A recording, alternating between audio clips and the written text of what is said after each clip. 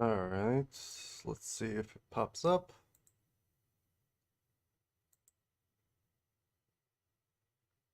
There we go. Alright, hello, and welcome. How's everyone doing? We are continuing what we were doing before, which was gonna go beat up the blue roses. In a slow pace, because we got pushed back here. We have Mao Ying coming down south. The Storm Dragon. Move as one. She moves there. Place her in ambush. Become one with shadow.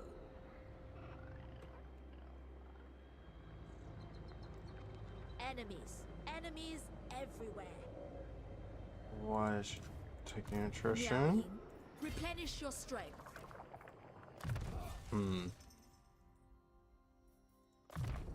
Well, Storm Dragon.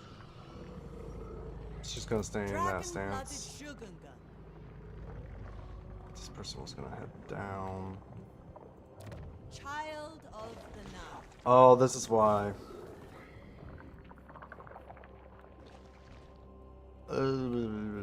So I need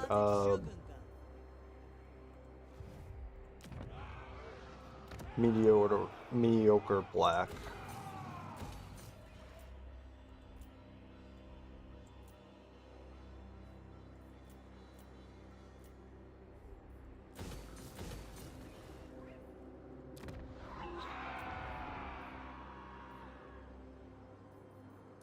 Alchemist of Shangya.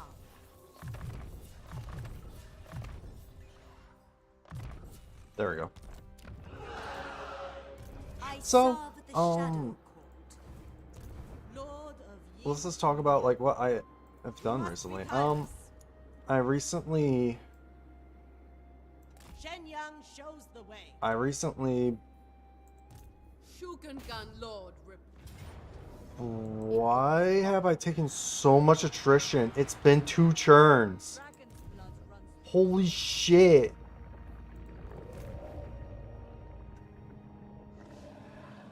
It is my calling. Rations will be provided. An offense to my bloodline. Dragon-blooded Shugunga. Dragon-blooded Shugunga. I will not tolerate sloth. Holy shit, am I like losing money? Shaper of the 8 winds. I don't understand how. I'm honestly baffled on like how much attrition they've taken. Because I don't remember me leaving them like that.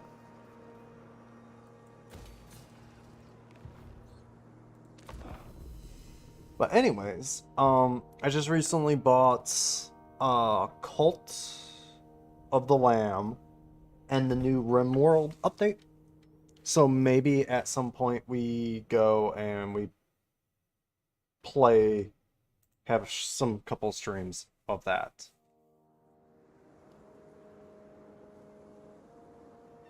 We'll see. I'm with Grimgore coming. Veiled the Titans can fall. For all I care.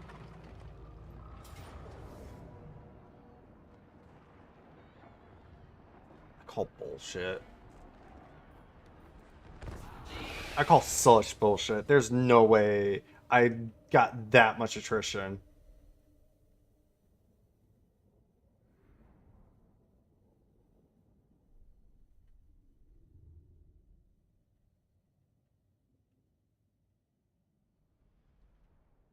That's like attrition over like 10 turns. They were attritioning for like 2 or 3.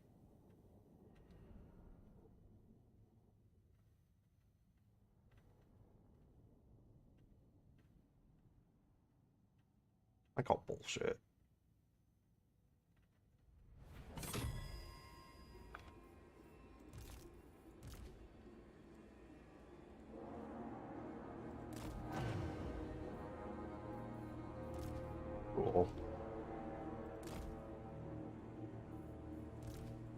crossbows!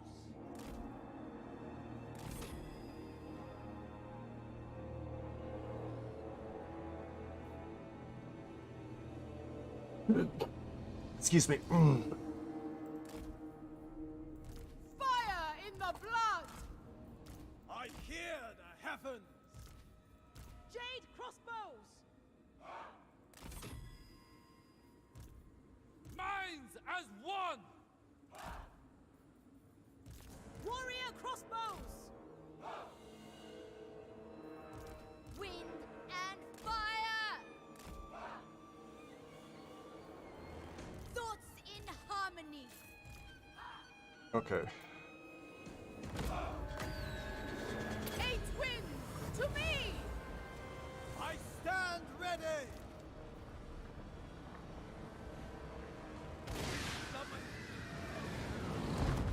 Praise the dragons! Jade crossbows! Fight as one! Shogun gun sorcerer!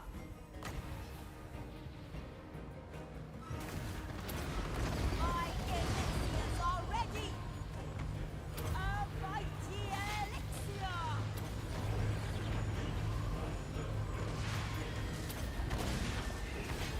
The dragons are watching us. In battle, we shall demonstrate our reverence. Master of the winds! It is destined!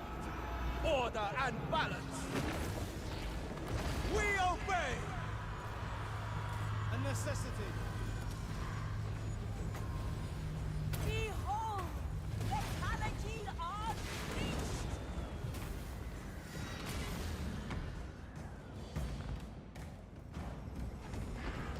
Okay, 2, 1.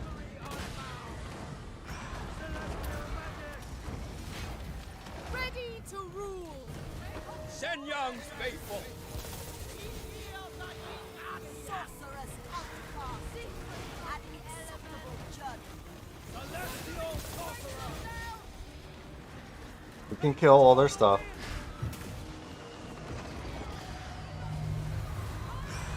Order and harmony!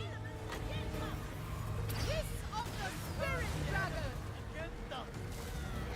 Stone and steel! Winds turn against us! We will! Sound the retreat!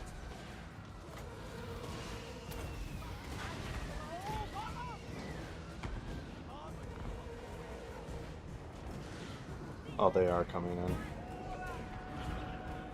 Overwhelmed!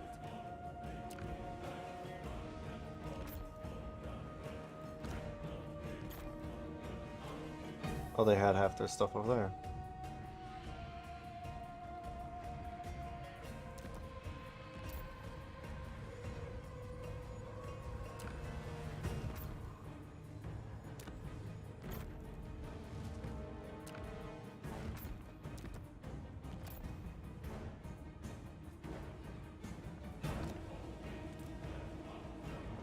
Retreat! Withdraw!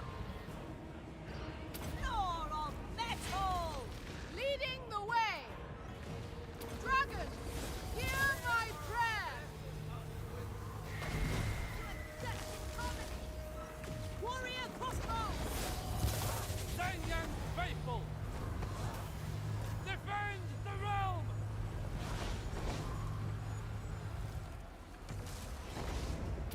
Descendant of dragons! Acolyte of secrets, if necessary. This way. It aids my studies. Setting Come on. out. Overwhelm! Without hesitation! We summon Power of the elements. sorcery incoming! Crossbowmen! Ancestors! Safeguard the Restore order!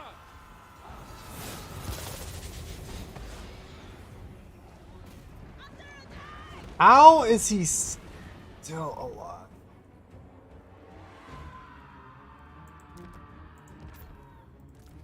Stone and steel! We must retreat. Shogun sorcerer! Mage of the Celestial Court! The point is lost, and with it harmony! Okay, run. Seeking opportunity. Sorcerer of secrets, the Iron Path. Sun Yang's faithful.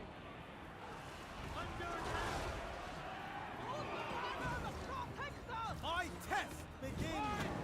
Attack! Overwhelmed!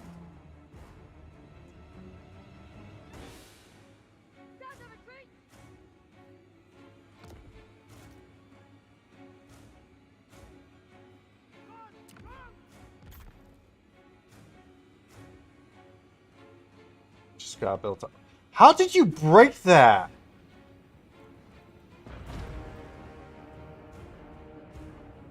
Okay, did they just smash it? Offspring of dragon! Cool, I lost. I don't understand like how he still lived. This is so annoying. He attritioned me from like about 75 to 100 all the way down to 25% within a couple turns. That was ridiculous.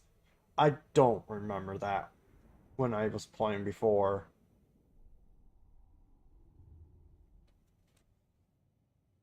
Even if it was from 50%, that was over 3 turns. I thought there was a delay on it. So I lost that city.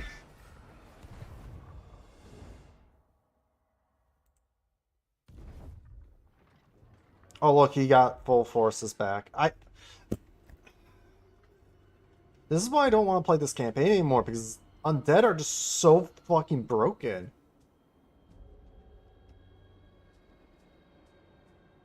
Like, I don't understand how he's able to keep up this much force, still. It feels like he still has his endgame armies, and they're still coming back with no prizes attached.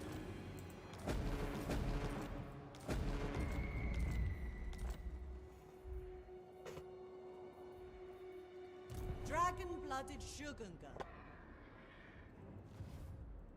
Master of Feng Shi. Dragon-blooded Shogun, No, never. Wind Shaper. Shaper of the Eight Winds. The Storm Dragon. I think only of the Great Bastion. This is impudence. This is an outrage. Have to fight this. Oh my god, I'm. The thing is I'm baffled, like how much attrition they took.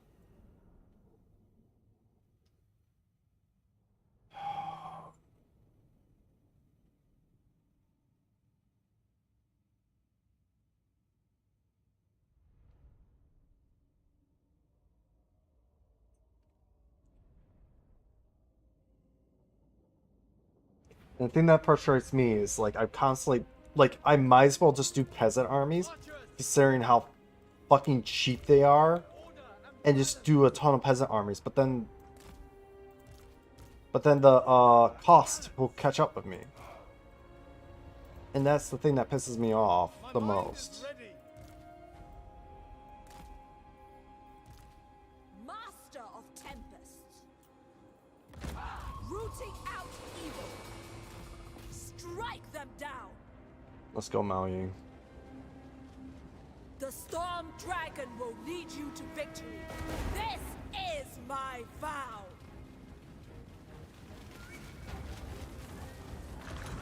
The storm wind blows.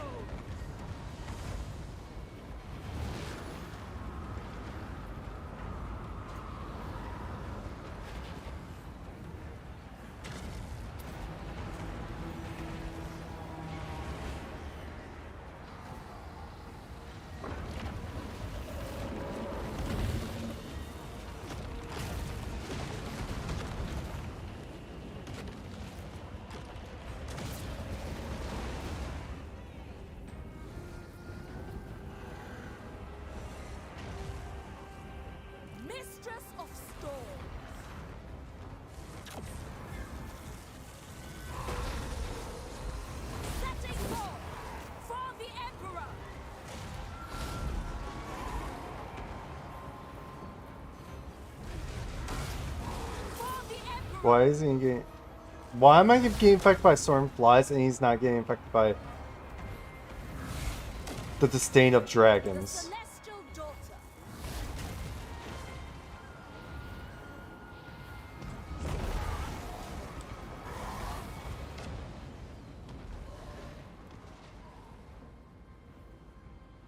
Might of Gairan.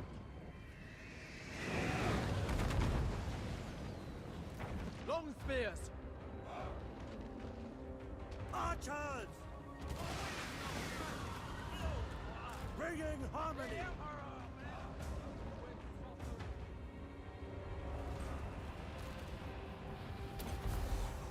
It must be done.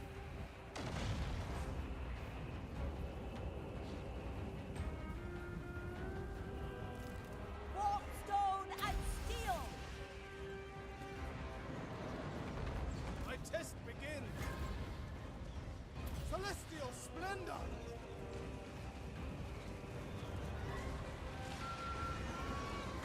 Yeah, make him run away. The storm dragon.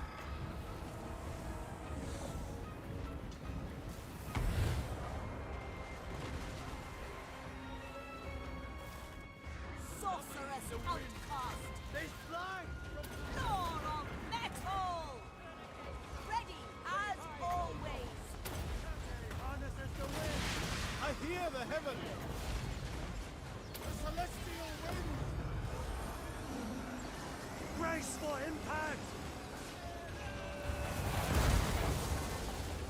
Well, those are just dogs.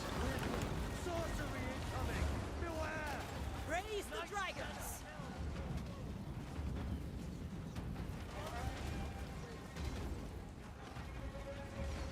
They will perish.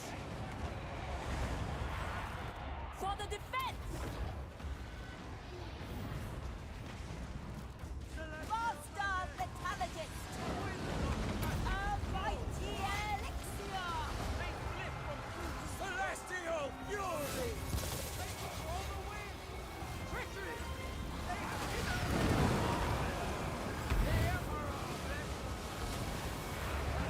The celestial faithful!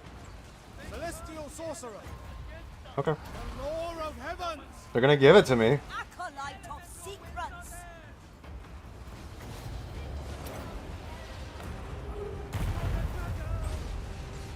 Spears! Without hesitation! For the Emperor!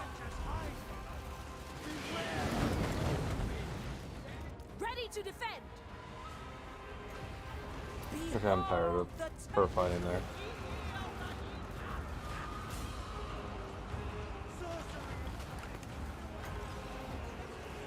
Elemental Majesty. They fly from concealment! They turn the elements against us! Fight as one! Summon the winds. Yes. It pleases the dragons. Marching as one.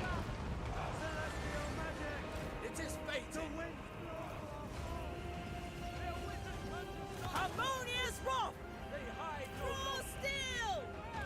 There are more of them! Beware! Mage of the Celestial Court!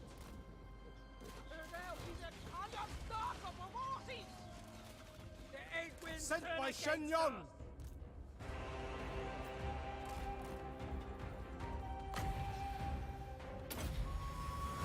Come on. Ah, got some healing off. But yeah, no, we just fucking destroyed them. Yeah, this is what they should have. But I'm seeing still stuff like with like crypt ghouls and that, and it's like, how are you getting fucking crypt ghouls? Oh, we're just pulling it out of our butts. Oh my gosh, you're kidding me? Like the fact that they come back after you kill them is really fucking annoying.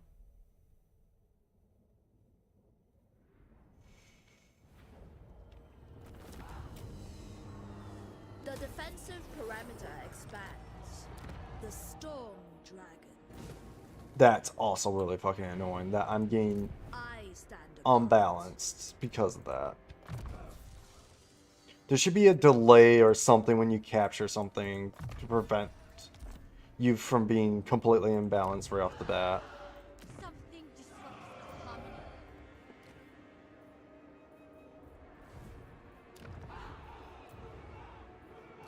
How much you want to buy? I have to buy a new one. Cool, I don't. Blood shall win the day. Service is every Cathayan's duty.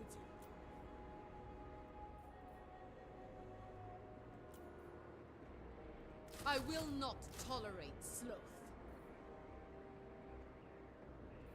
To serve me is a privilege. I expect loyalty, efficiency, Doing and only harmony.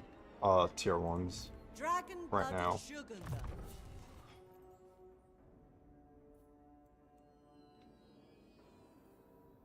Maybe eventually we can It is do mine recruitments by of blood rights. better, like get Jade Warriors in more places.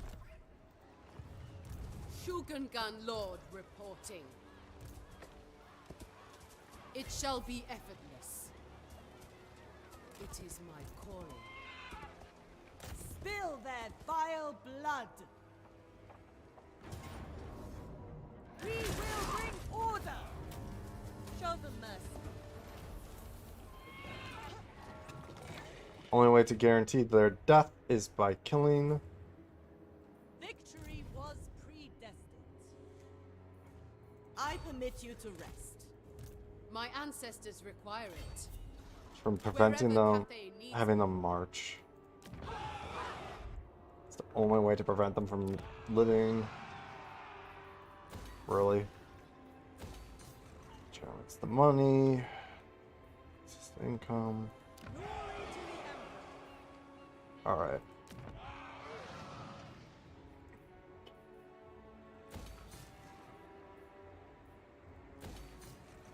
Do I have an open slot for whatever I want? I do. We're gonna do Jade Warriors. So the more Jade Warriors we get, we can probably recruit them in one turn.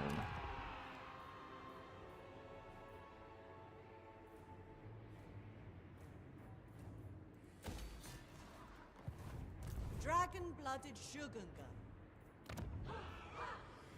Are you joking?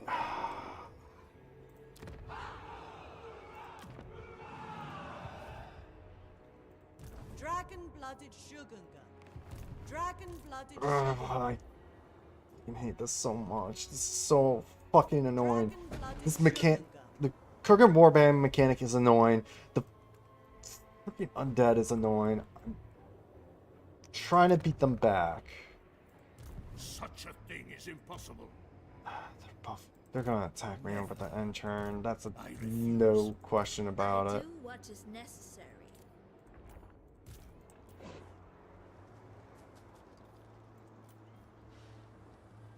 All 8 winds bend to my will.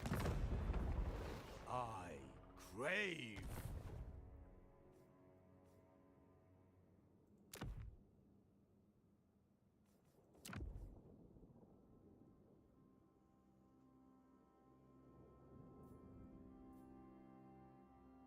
The fact that he's out here is so fucking annoying, and that they're dicking him around.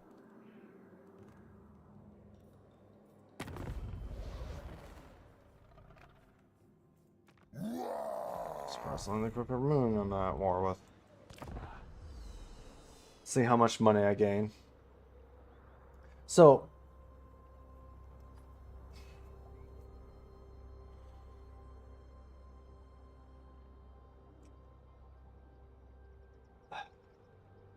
hate that I need peasants, which means that I need 2 armies to go together to deal with one of their armies.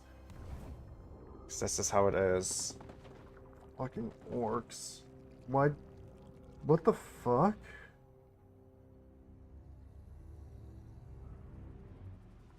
Why did they think to siege it down? It's not walled.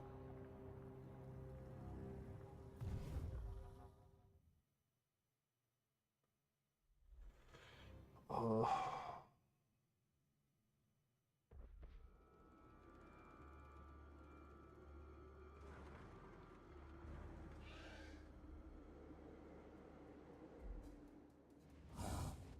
Okay.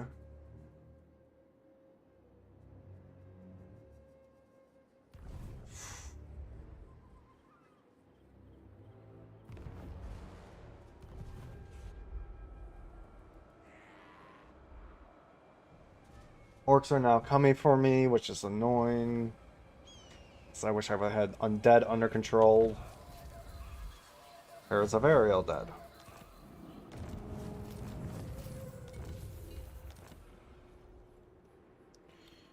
Let me guess. Nope, you're black. Shaper of the Eight Winds. What the fuck? Wait, where did one of these armies come from?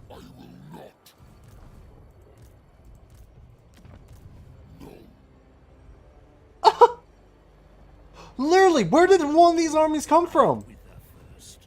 I think not.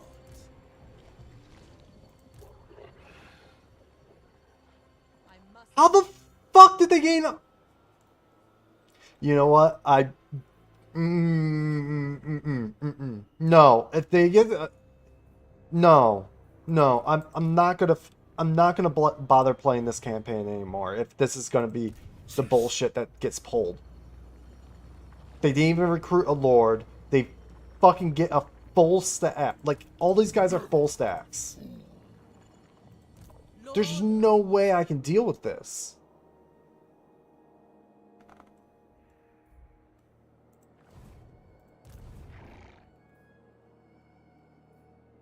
One, I don't have the money. Two,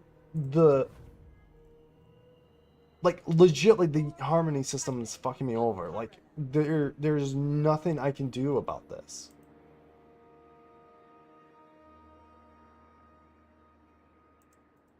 Natural authority.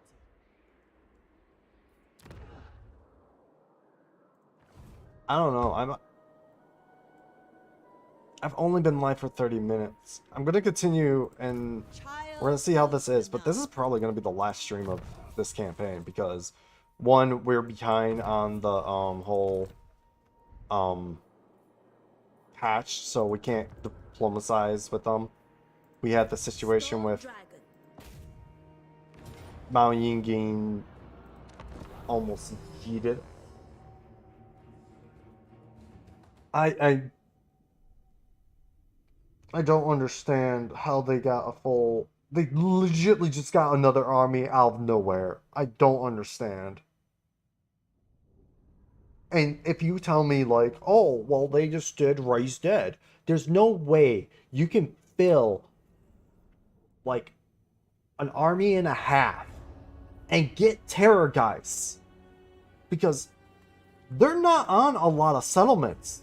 I bet you if you played your own undead campaign, there's no way you're even that close of having that many armies. And the AI probably shouldn't be having that many armies. Praise the dragon. But somehow they are keeping their endgame armies, which makes it so that they don't cost anything? The celestial faithful. Somehow? Warriors! Shaper of steel!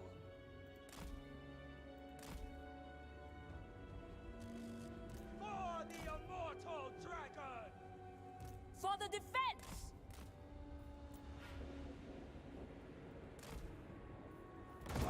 Rooting out evil! Skeleton warriors, skeleton spears. I give I want assent. Karn Rifes. That's the Graveguard. The storm gathers. A triviality. Witness their demise. Behold the tempest. Shit. Defenders of Cathay. We obey. That should rip these Karn Rifes apart.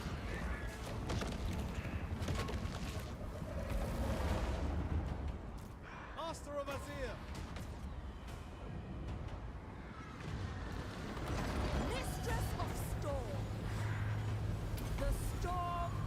Whatever. Blow.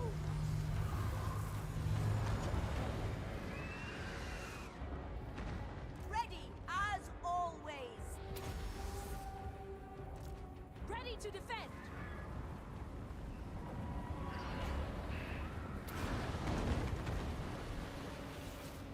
Sent by Gairan. Getting knocked down. My power is absolute. She's getting knocked down. Sorcerer of secrets. Dragon crossbows! Whatever is required. They turn the enemy! Elemental majesty.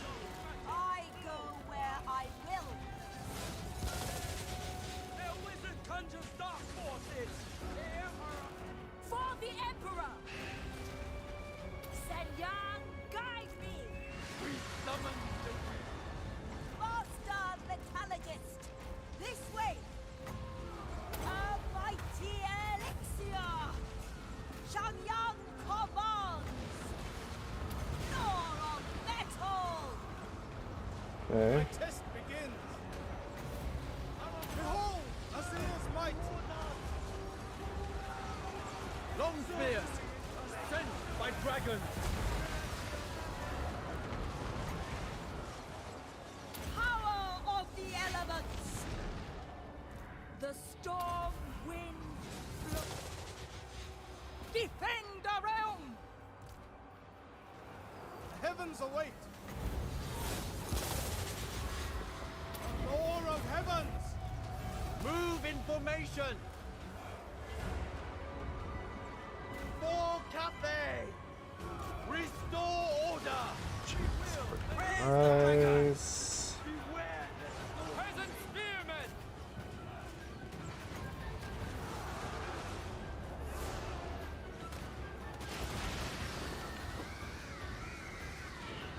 Master of tempest.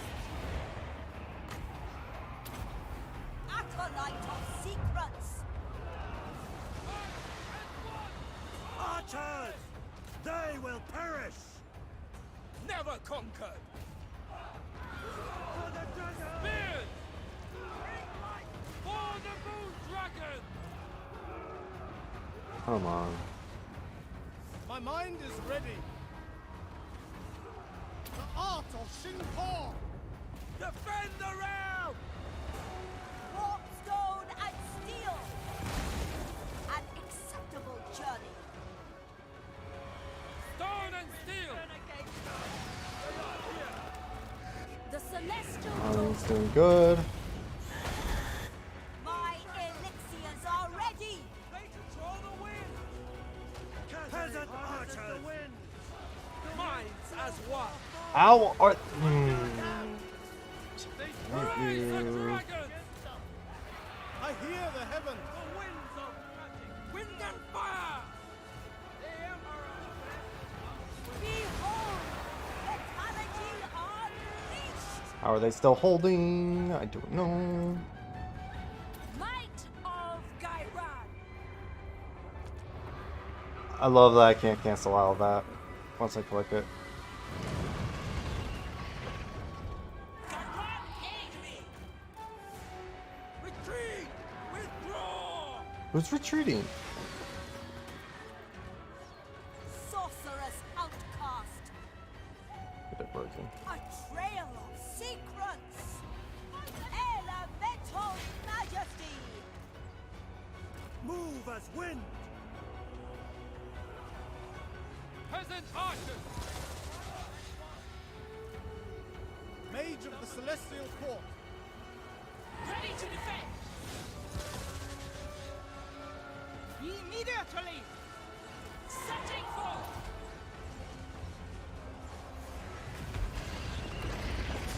The storm dragon.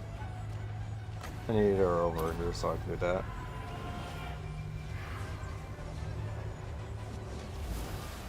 Setting forth. And I hate undead because they do that, where it's like, oh, they're just all gone. There's no recovery period. I hate undead so much.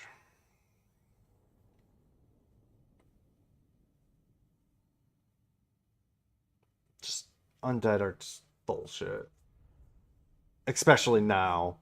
Before they were like a little bit difficult for an AI to face off against, because it's like, yeah, they can get those monstrous units, but they don't have like regen up the wazoo. Now they have regen up the wazoo.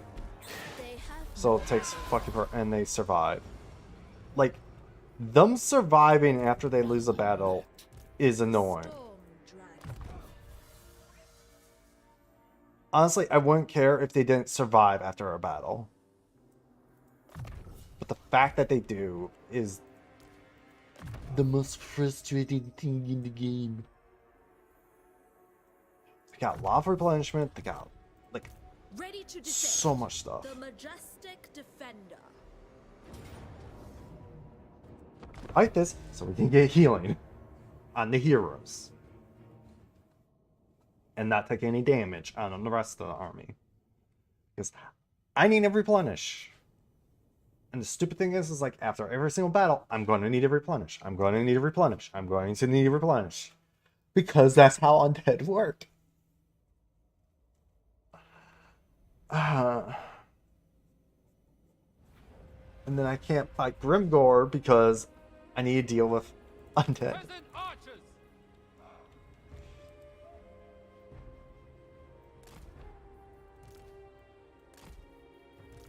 Spears! And if I lose stuff, then screw me. It's not. It's gonna take more than one turn.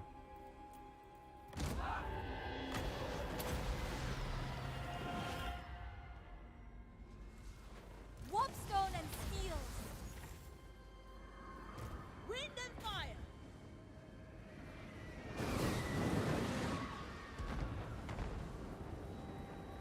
For the defense.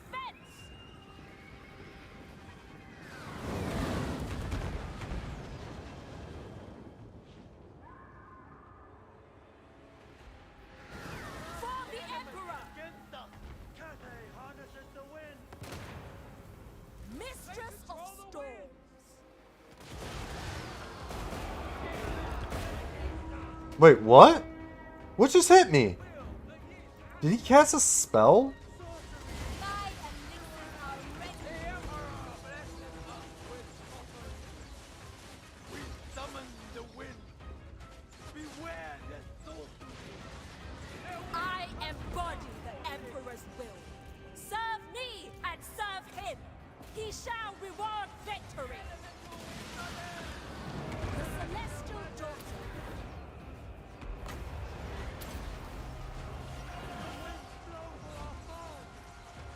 Why did I do this? Long spears!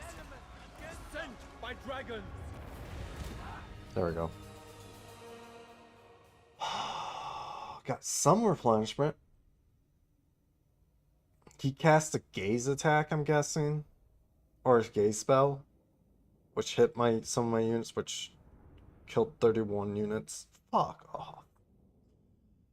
I hate. I just hate this. I'm taking so much damage.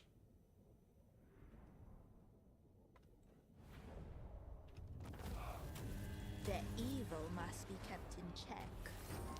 The storm dragon. And there's that guy over there. Like, let's just look. 1, 2, 3, 4, 5 settlements. And 2 of them are major settlements. How do you have an economy to field 1, 2, Not undeserved. 3, 4, 5, 6, 7 armies? Look at this army!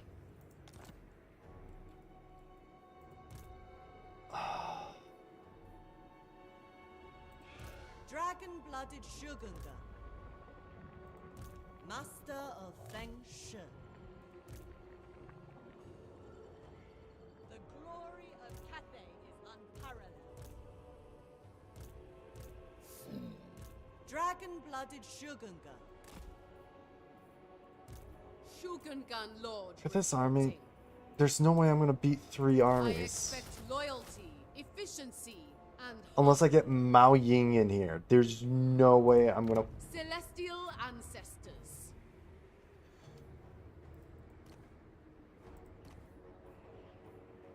I am angry because Alchemist I feel like I'm getting shafted here. Because they have... Do not This mistake me army for the fool. just turned up. This wasn't an army. I will not. Or this... Wait, or it was Hellman's Gorse that came up with, like, and just got that full stack. Stop pushing it. Dragon-blooded Shogunga. Never flag, never falter. Dragon-blooded Shogunga.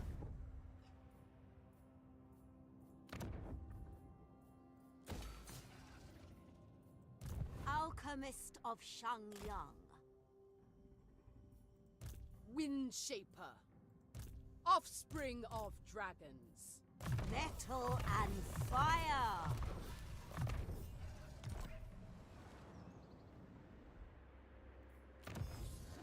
Honestly, the thing that's frustrating me is just fucking having to deal with all of this. It's a lot. It's a lot to deal with. That would be helpful.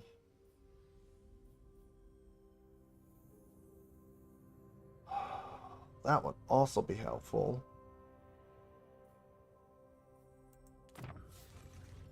But upkeep reductions, just the way I'm gonna go.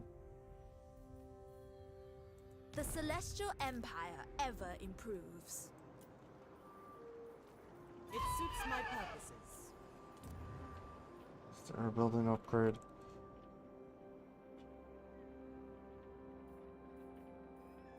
That's not gonna be done in time, so let's let it fall.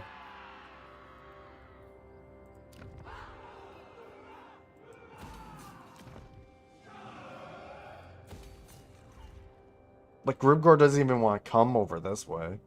Why? Is he not at... He's not even at war with this guy! Dragon-blooded Shogunga. Service is every Cathayan's duty. Okay, if the endgame crisis is just gonna... If they're all gonna automatically declare war on you, no matter where you are, so they... Even if they haven't met you, you should make it for every AI faction gets declared war on.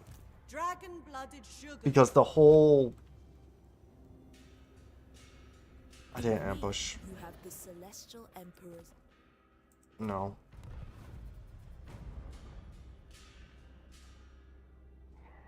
Because the fact that they don't, like... They don't declare war on everyone, just makes it so that the player is going to be turbo focused on endgame crises.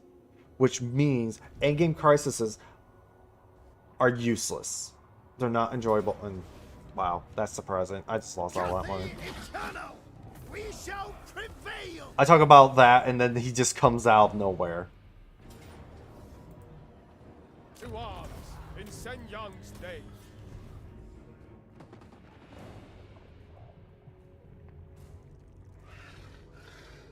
How am I gonna...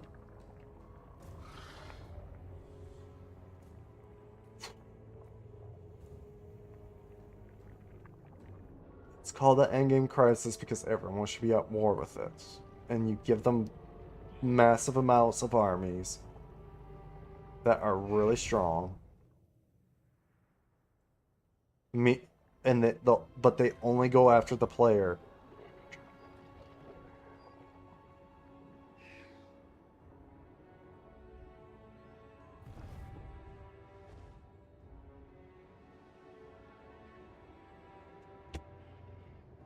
Ambush, ambush, ambush, ambush, ambush, ambush.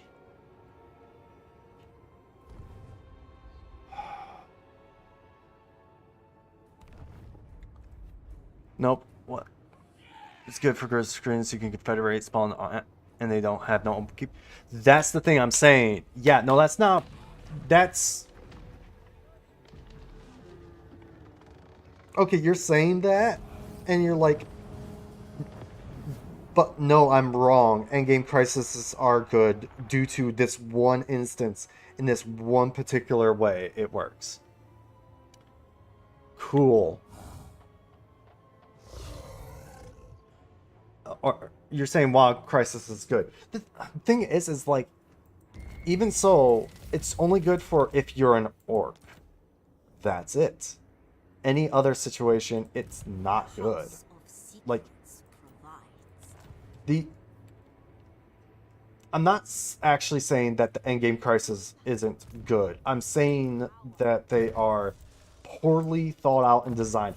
They just said today, they came out with a post, if you guys don't know, that they didn't think about this until 2 weeks Immortal Empires came out. So this is a half-baked idea that they're like, hey, let's just throw it in and we're fine. There is since Grimgor is not at war with this faction. Actually, let's just look. Let's look at Grimgor. Hey Grimgor, are you at war at every single faction? No. Even though I get declared war on by every single faction of Endgame Crisis. Meaning, they're not going to care about anyone else except for the player. This is such a half-baked idea. Like, Grimgor and the Blue Roses were not at war with each other initially. In my last stream, I found that out. Or whenever the update happened, the stream after the update happened, which I think was last stream. They were not at war with each other. They're now at war with each other because they touched each other. And they're like, can't have us touching.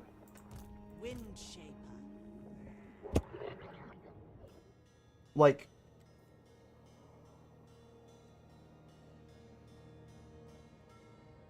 Grimgor should be at war with so many more factions, but he's not.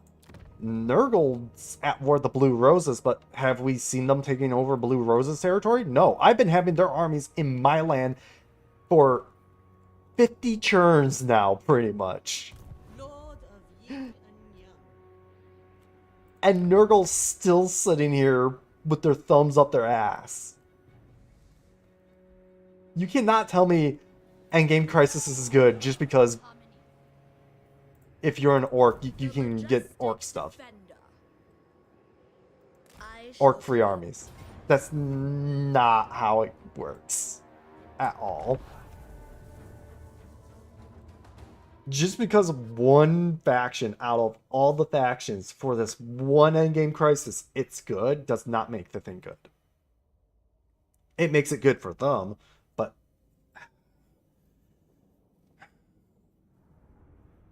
it's just really frustrating. I do not understand how undead keep getting these armies. Like, Helmengorst just got spawned, and he has a 20 stack already. Along with his other two stacks that got 20 stacks also. Why don't I see them? Why the frick do I not see them?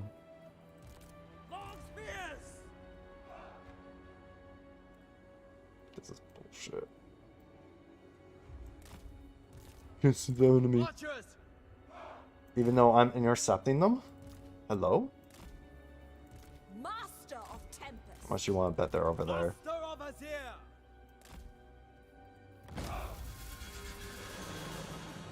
Yep, I'm not surprised. Crossbowman, repositioning. Thoughts in harmony. It's just dire wolf. Actually, it's a lot more than just dire wolves. Marching as one. The Storm Dragon will lead you to victory. This is my What vow. the frick is with that mount over there? The storm wind blows.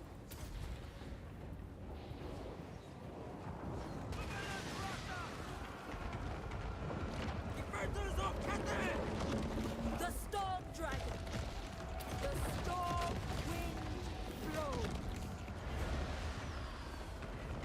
I'm gonna hold it onto these guys. Ready to defend. Come over there. Warrior crossbows! For the Emperor. I'm gonna hold off. Wait, these are skeleton spearmen. What the frick?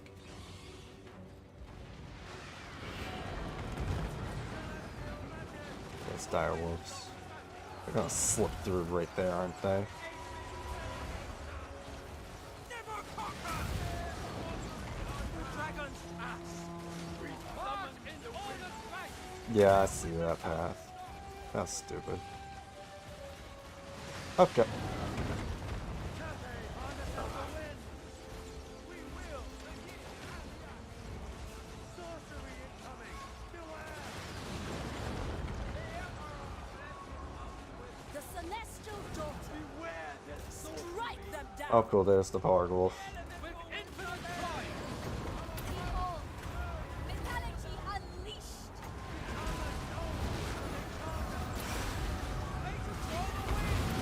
For the defense. Behold the temple.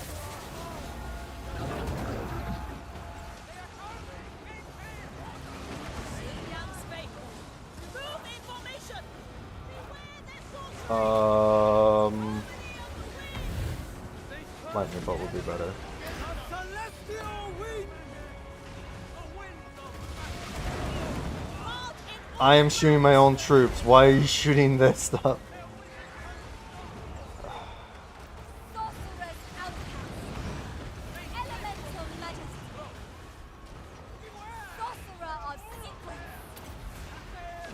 Wind and fire. Not fire. Emperor they were concealed by the Oh, sorcery incoming! Beware! Send faithful!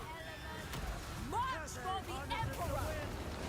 We will the yin and yang! Might of Gairan. that should heal them up a little bit. Night shadow hell's more foe! There we go. Watch half their army gets replenished. Or comes back. Which, technically, they all get replenished. I'm gonna bet the Vargwolf and the Terrorgeist are gonna survive.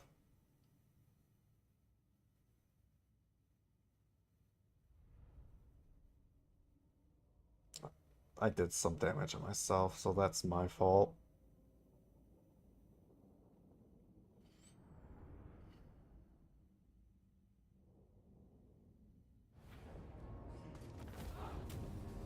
Oh, the Vargwolf survived, but not the Terrorgeist, but still.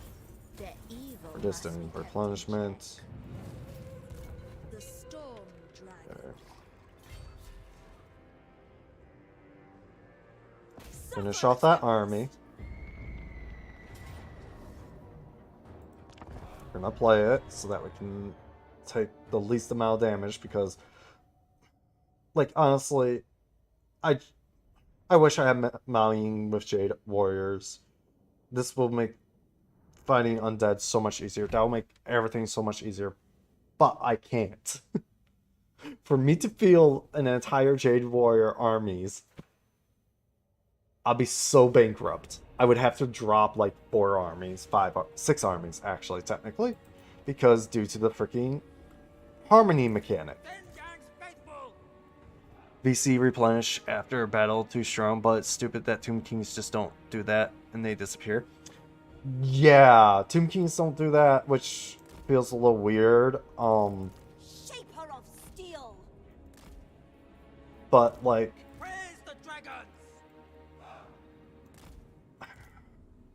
this again goes to where, hey, CA didn't think this whole regeneration stuff through. Because the fact that the AI armies can retreat full stacks within one turn Steel. with no penalty. Not like Nurgle's recruitment, which it should be Nurgle's way of recruiting. They easily get 50% replenishment. They can survive battles that they completely die. Follow my Which commands players really without don't. hesitation. If you're a player, Victory you will is not get assured. anything. They get increased luck with the raise the dead mechanic. Sorcerer of secrets. Power of the elements.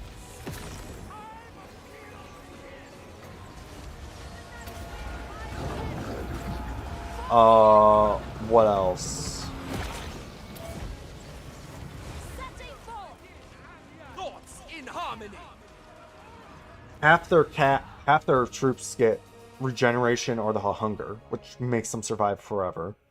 As an AI, they get leadership buffs, which leaderships, I'm not sure if they fix it yet, but it seems to be a little bit more fixed now. But before, I would have a full 40 stack surrounding one Varg Wolf, and the Varg Wolf wouldn't break. Wouldn't even crumble until it was almost dead.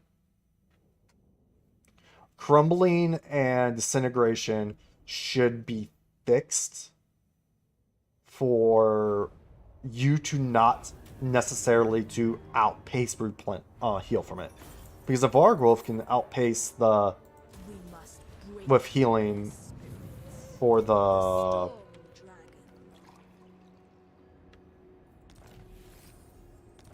for crumbling, which shouldn't We happen. soar upon triumphant wings. Now I need her to go up north to go deal with the Orc Menace. Legitly, A mission of metallurgy. what the I stand apart. frick did you just do? Perhaps Get back an in there. elixir of I don't know timelessness. why you ran out. Dragon-blooded Shugunga. Dismantle them! I'll have your soul. Sprint.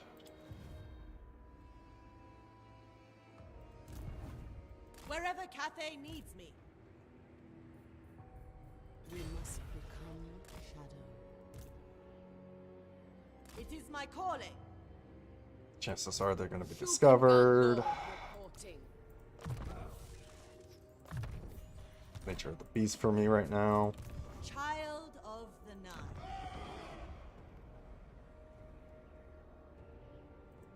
Dragon-blooded Shugunga. I concur. Fate reveals a pup.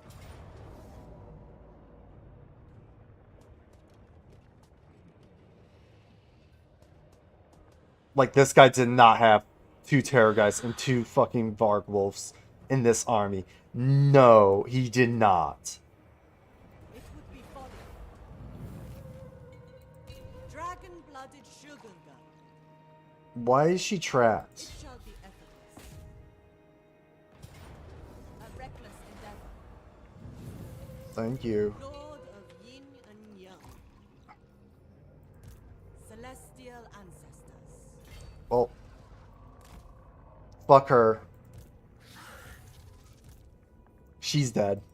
I'm gonna lose an army Master of Feng Shui. because they're able to recruit Such a thing is impossible.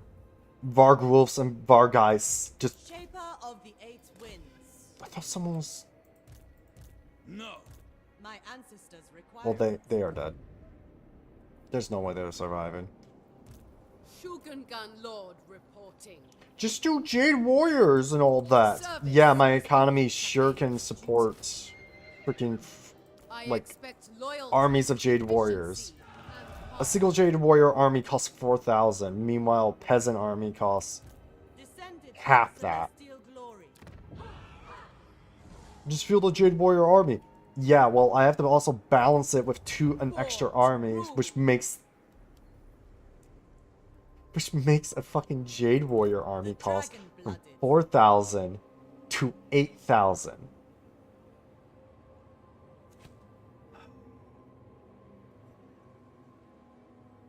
Yeah, Vampire House Resurrection. Like, Helmengor's I refuse. came back and he has a 20 stack. This guy was half. And he has about a 20 stack. No. This person had like half a stack and now has 20 stack. Like, And I would like to mention, this is off the back of 1, 2, 3, 4, 5, 6 settlements, which are barely giving them money.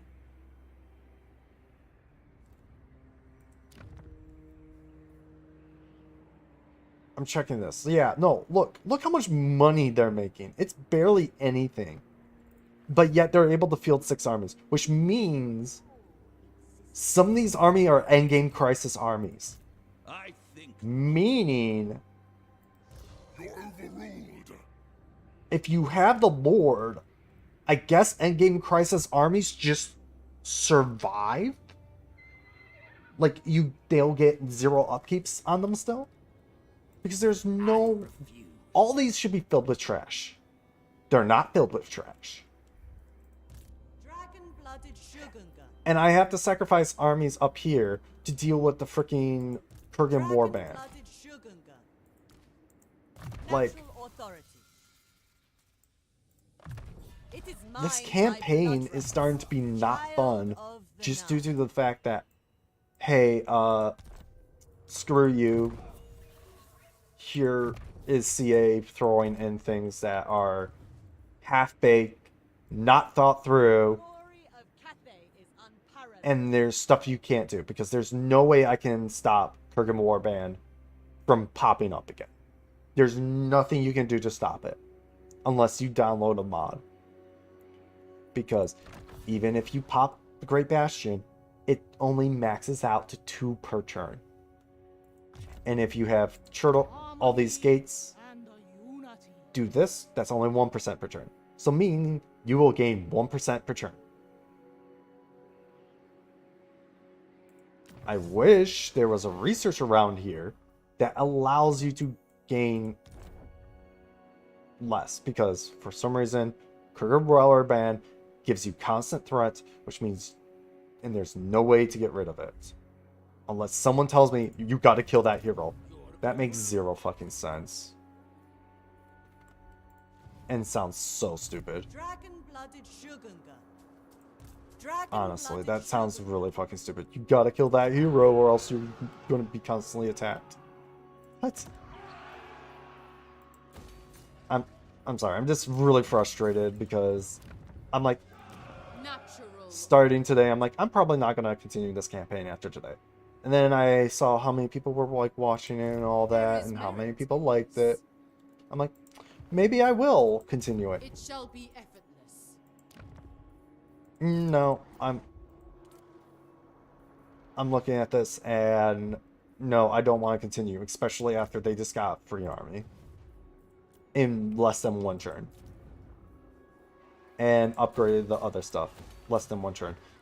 I have Grimgor now coming down my face because they're at war with only these dwarves and me. I'm glad they're not in the Wa state because I'll just die. Alchemist of Shangyang. I like Cathay, but I hate when I lose harmony after conquering a settlement immediately. Yeah, no. They should have it like you get literally, I will say I love Cathay, but the whole, and it's not just even the settlement thing, the whole yin and yang system is too much with how much stuff applies to it, especially armies.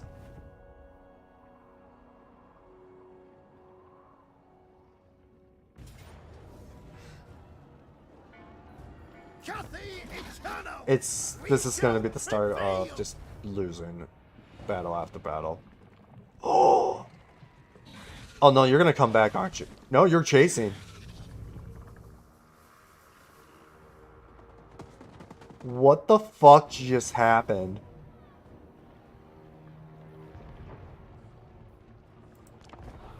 The Grimgor prefers to fight Blue Rose over me?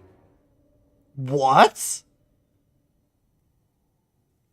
If you have Untainted behind the Great Bastion, the threat should decay as well. Nope. Nope. Mm-mm. It doesn't. That entire area is untainted. It does not have chaos corruption.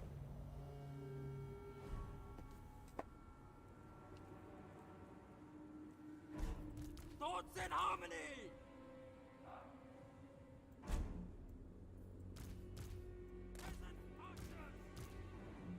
The entire area of that chaos waste is untainted. Except for where the Valerie is and all that. Archers!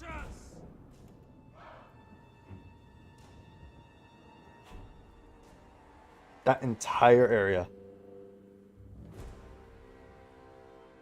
Oh, you don't know it doesn't? It should? Okay, sorry. I thought you were saying that it does. Yeah, no,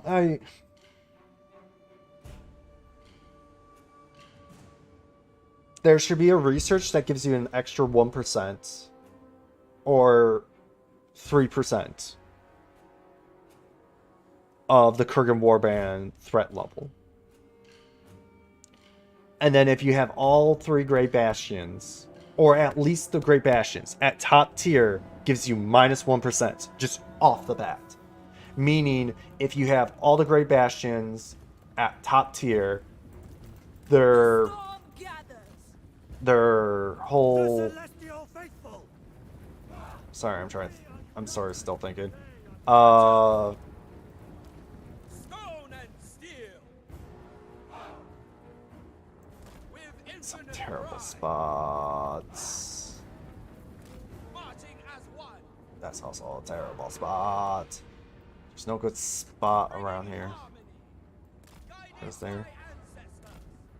Oops. What the frick is going on? What the frick is going on? Stop, game. Seeking Cathay's foes. Shenyang's faithful. Master metallurgist. But I give assent. basically, top tier bastions should give you minus 1 Kurgan Warband. So that altogether with the commandments and the walls, you gain minus 6, which will put it to complete stop. So that's my opinion. I'm starting to drop frames because I've been having my stream up in the background at top. But that's my opinion what should happen. That way, there's a way to make it to minus 6.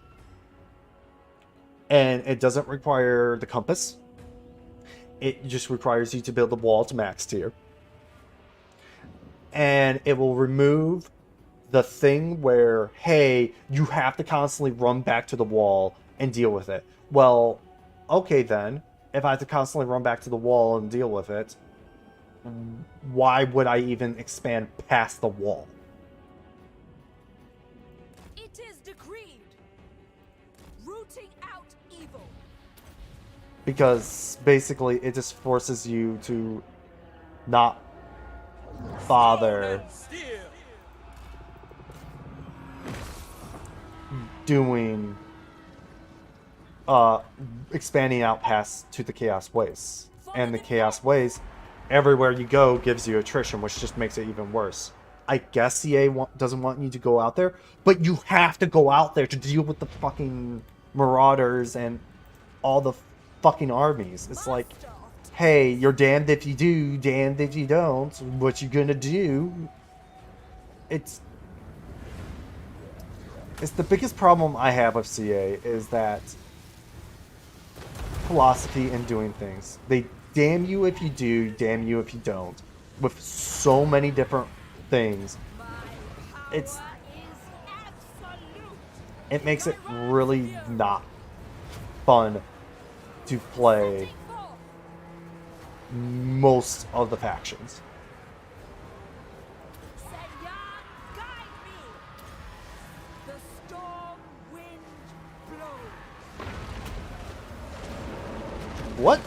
What's knocking me down? Is it Squigs knocking her? How are Squigs knocking her? 800 mass. 1,000. Yet they're pushing me. Storm wind blows.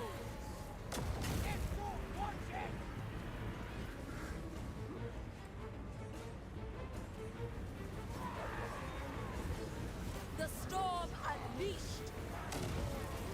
Wow, they're dealing actually a decent amount of damage. What the fuck is going on here? Overwhelming older. Oh, let me just check. Oh, cool. She doesn't give the fucking thing she should be to him. Because if we look at anybody else, oh look, they're getting disdain of dragons, not lords and heroes for whatever fucking reason.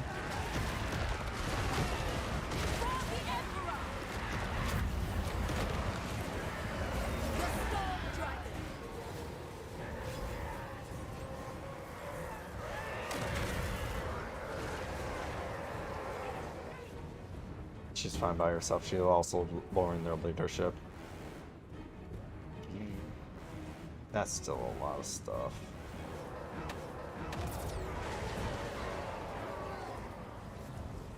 Also, Mao Ying explodes. Witness their demise. Behold the tempest. 5, 4, 3, 2.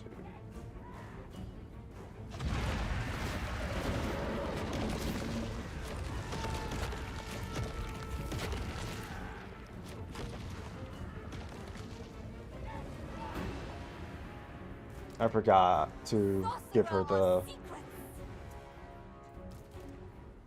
casting thing again.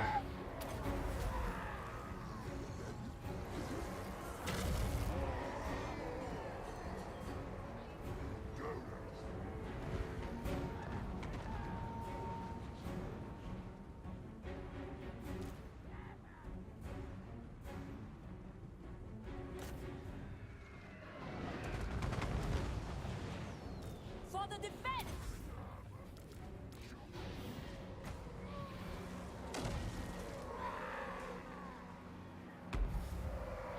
My power is absolute.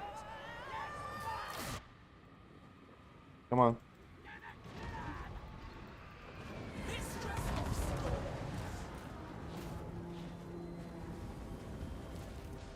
My test begins. Yeah, I'm getting rock lopped. Restore your manner.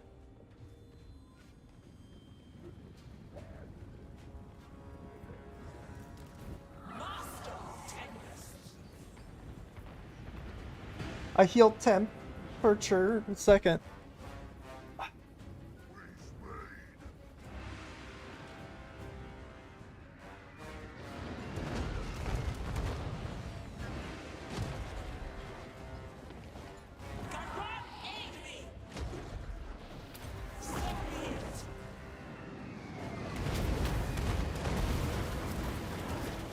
Okay. Shoot at those goblin archers. Warriors. The celestial daughter. Setting forth. My duty. What happened there? Come on. It must be done.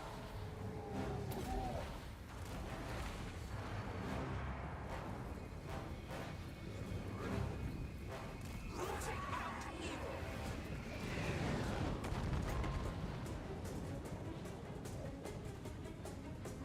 Yeah, I'm not surprised that that's gonna happen.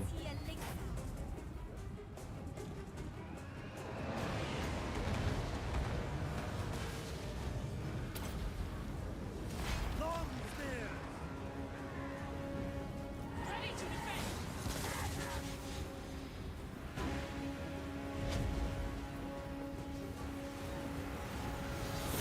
How did they charge? That's another thing. There's some weird thing with charging that they charge even though they shouldn't be able to. I stand ready. The art of Shin-Ko.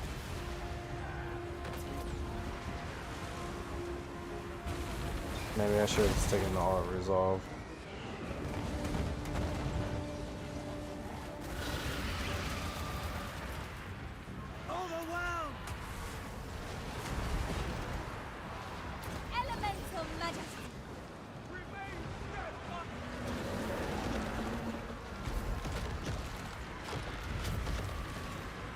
Oh, cool. I don't even have reserve. Acceptable.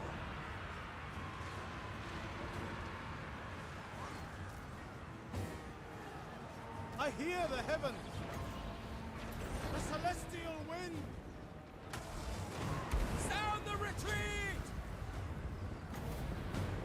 Celestial splendor. Retreat! Withdraw! Which Skaven lore will be the worst in Endgame Ultimate Crisis? I think maybe Trash. The storm wind blows. Honestly,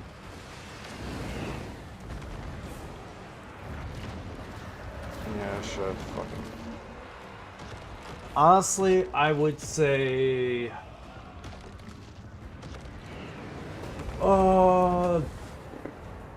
probably Deathmaster Snitch, Clamours, or I can't really see Tretch, honestly. Praise the dragons! Senya, guide me! Peasant spearman!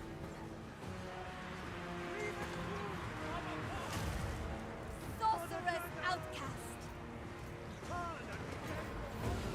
Lord of heavens. Retreat! Withdraw! Ready to defend! I'm gonna lose Mao Ying. March for the Emperor! We obey! Yep, Mao Ying is dead. Sound the retreat!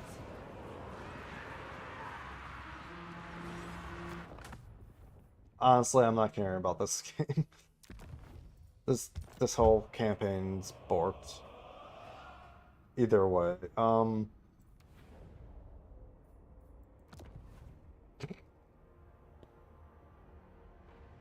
Tretch has orcs and vampires as neighbors. So if you're playing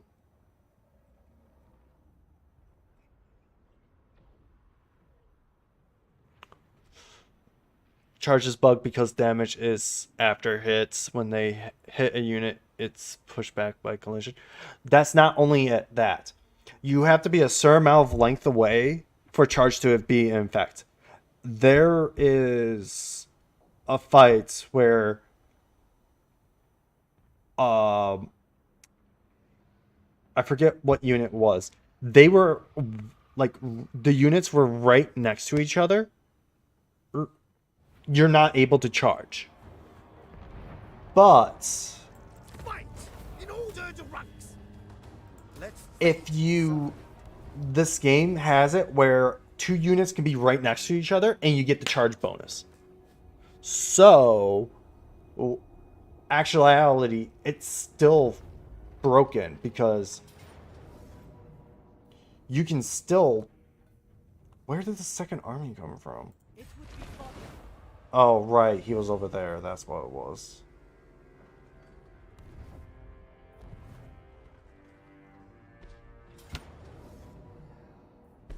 Whatever. I'm probably going to lose this anyways. So, in actuality, it's... I understand that. But...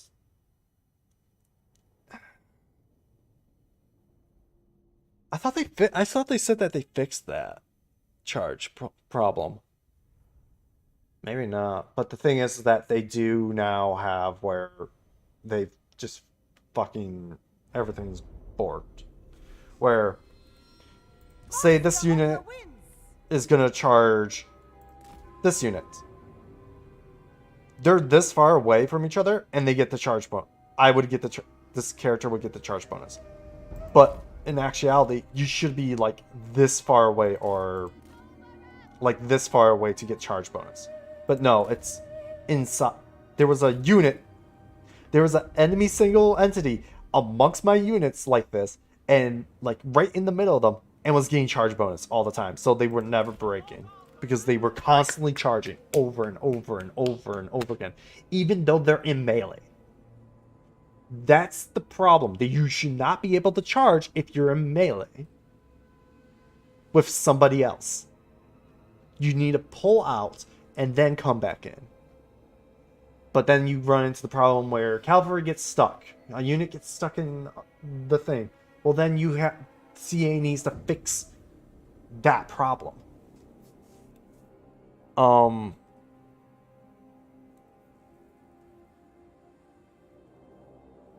But let me just reread what you said about Risk-Giving Lord will be in the worst trouble. Oh, you're saying the worst trouble as in not causing trouble, but being trouble. Or being in trouble if you're playing. Yeah, it'll be I mean, it could be Trudge. But you have Undead and Orcs. Which be fine. Deathmaster Snitch would be fine. Moors probably be in the most trouble due to the fact that all the people around him will just hate his guts. Scryer's completely fine. Pestilence is fine because he's in Lustria. He gets to deal with nothing. They charge if they have enough speed. I'm fine with that. I'm fine with that too. The thing is that that's not how it works in Warhammer. Question, should I just go over here?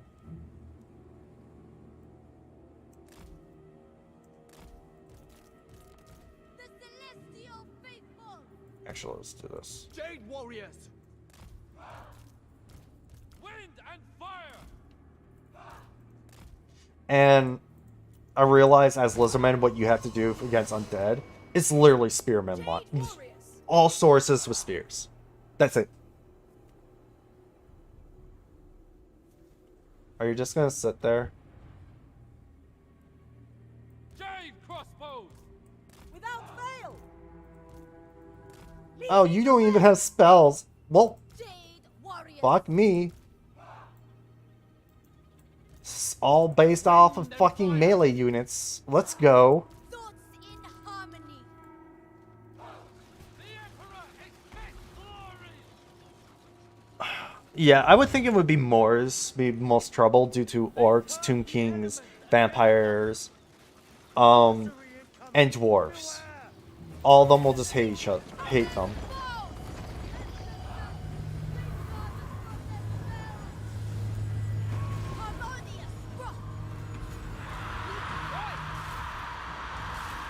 I just like to point out this is a Sturgoya, and he has the hunger and regeneration.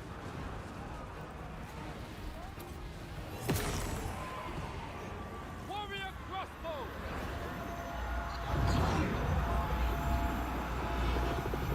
Anything for Cathay! And I've mentioned this many times about Cathay. Having research, having lords, having heroes, having buildings, all affect your yin and yang balance system is way too much. Research, for the most part, should not give yin and yang unless they give god tier fucking things. Like, hey, your armies gain... all yin armies gain a certain aspect, or all yang armies gain a certain aspect. Never conquered! That's fine. They will perish! Basically, so here is basically you just have to beat Undead in a ball. If you can beat them in a ball, then you can win.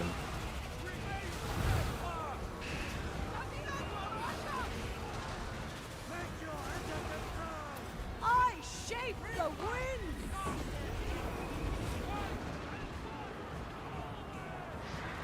You are the worst, Lord.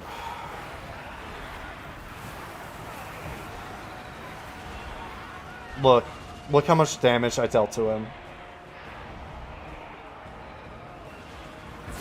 He's just going to continue surviving. That's a Mortis engine, isn't it? That's dealing me damage. Yeah. I lose. This battle's a loss. This is why I'm like, I'm sad to say, like, I'm ending this campaign and it's like 30 minutes after I start. Now we've gone for another hour. I don't...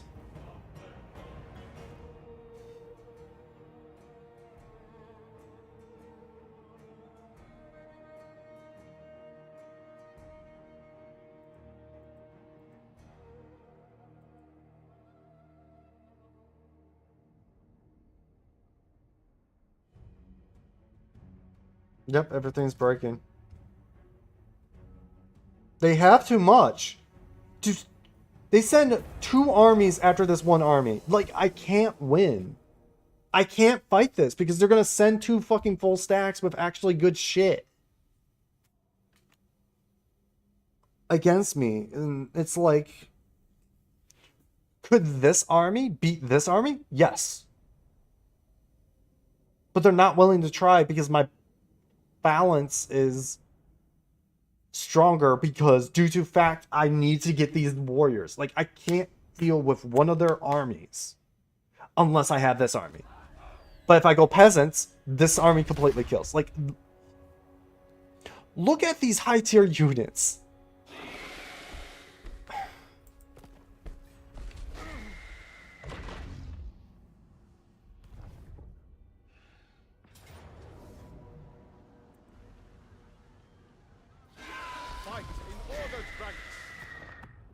You know what? I'm doing this for this last bit and all that. If you guys have questions or anything, just ask in the chat. I'll try to answer them. But let's go off to the... Who would be... Empire's blessings, yes. The worst Skaven. Where's Skaven? There it is. No one controls Warlord Queek. Okay, so Queek's here. He has Lizardmen over here. In minor settlement battles, you could win this. No, I can't. No, unless you have the garrison now, it doesn't work. The garrison building. So, I know you were joking about that. I'm so tired. I'm literally tired. I want to play Cathay. Honestly, first off, I would like to play Cathay again. Because that was the first time I was playing Cathay with Immortal Empires. I have played it in the realm of chaos. And it's fun.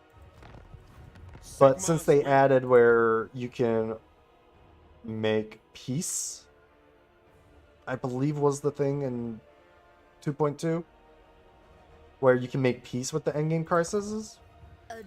I wanted to try it. I couldn't do that, so there was no choice. I also want to try it again because they also make confederations easier, meaning I can get the bastion a lot easier.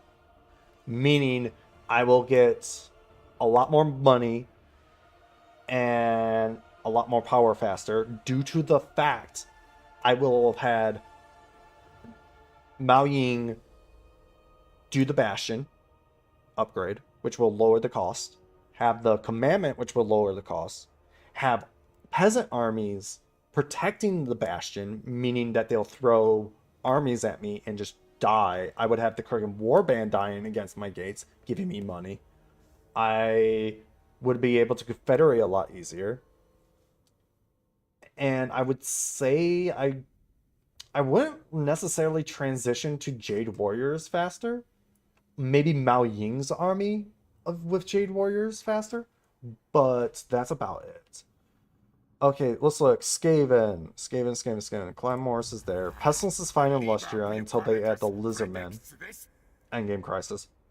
Because they said that they're gonna add the endgame crises to every single faction. Actually, let's do this fun thing. Total War.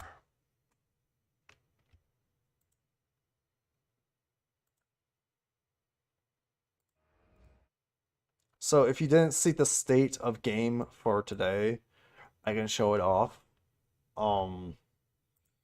Half the stuff I really don't give a shit about. that they said, because Squad it must feels have bravery. dumb. It's just a state of the game is very much a more PR move than it is actually stating what they had problems with. Tretch will be fine. I guess Tretch will be fine. Actually, what is his dark details? What does he get?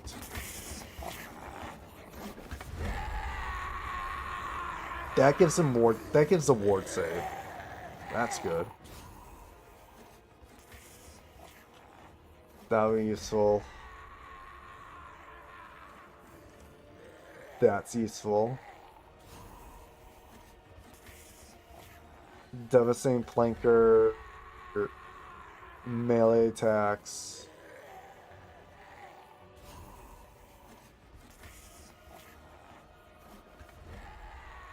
Even if you can win, you retreat and then you attack. You get them to attack you to get the 13 melee defense, but not necessarily. Actually, what do you start off with too? Oh, that's actually pretty good. Ikit would be fine due to his location.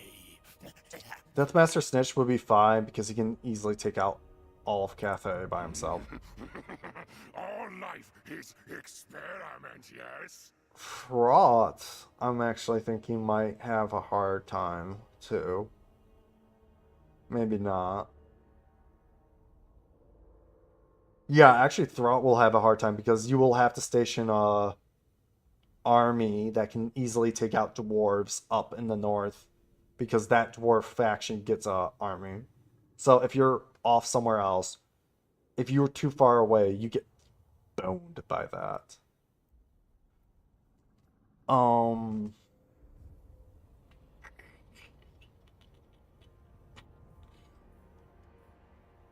I would say it's honestly Moors or Fraught. Many schemes. It'd be Pestilence easily once Lizardmen come. Because CA loves this thing of like,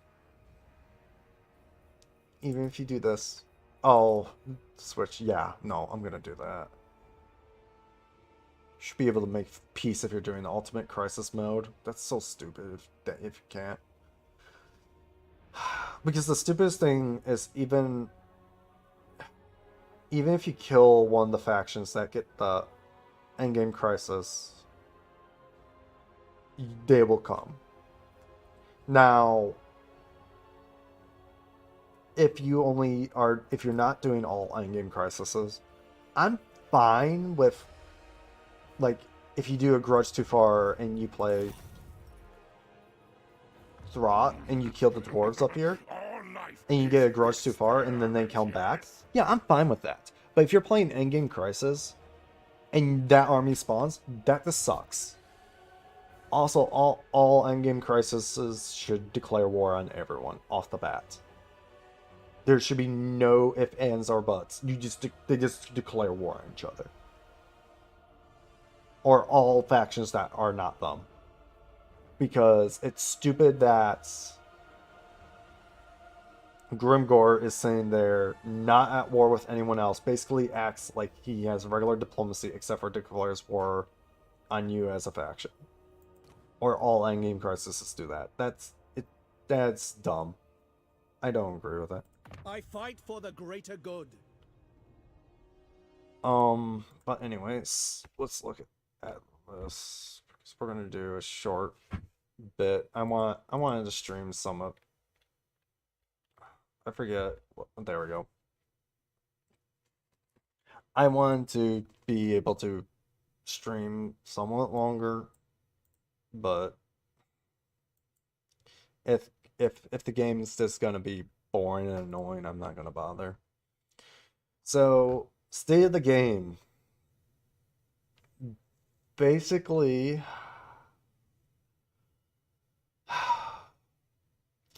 where was it?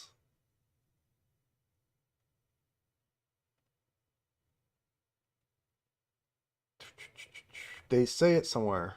Yep. When a planet come in a local blah blah blah.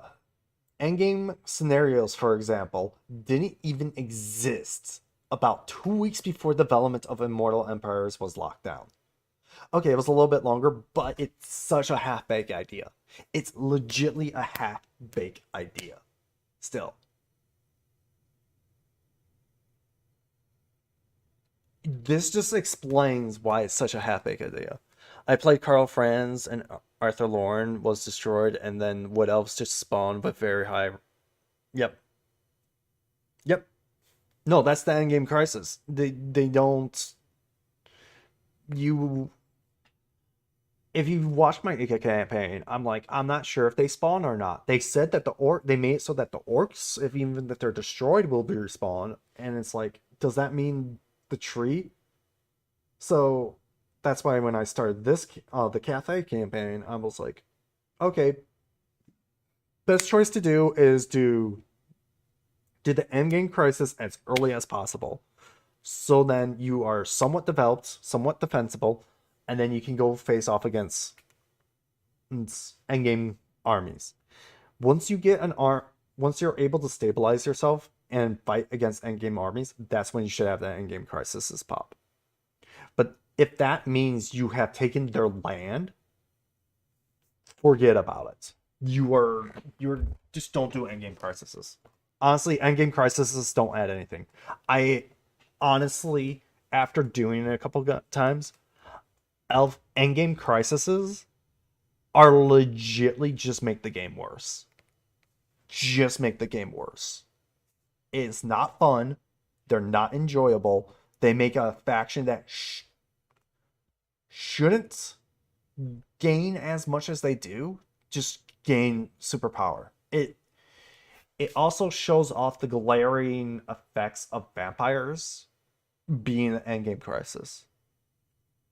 And it shows off, hey, actually some things of vampires should be toned down, especially on the AI side. Meaning AI shouldn't be getting a bonus to raise the dead mechanic. Because the AI actually, I think it's like a 25-50% increase on the raise the dead mechanic, since it works like the Warriors of Chaos and the Warriors of Chaos recruitment pool. So during my Festus campaign, you get a certain percentage for it to replenish. And you have a certain amount. Imagine having aspiring champions instead of 10% at 35% or 50% or 60%. That's what the AI has, basically. They get more chances of recruiting those units than you as the player. They also gain a bonus of income, which allows them to field more armies. So, and they don't do supply lines. So when you do 2 armies, they can do 2 armies easily off of 1 minor settlement.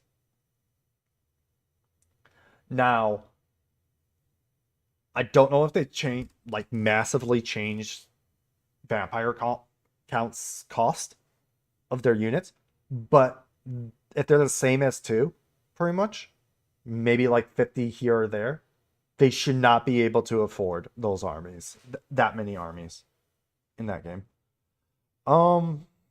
We realized we needed something for endgame. Why not a Chaos Invasion? Why isn't that part of it?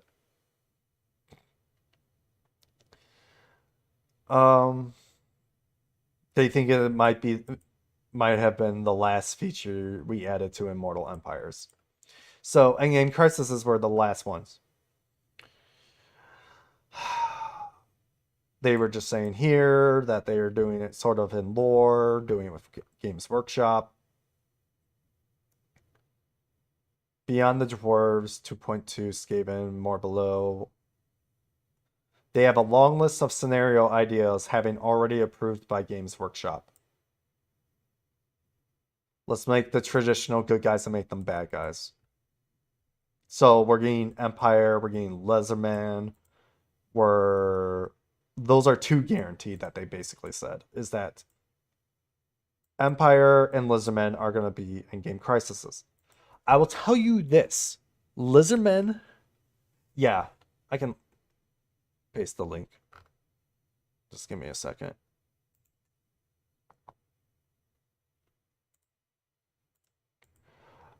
basically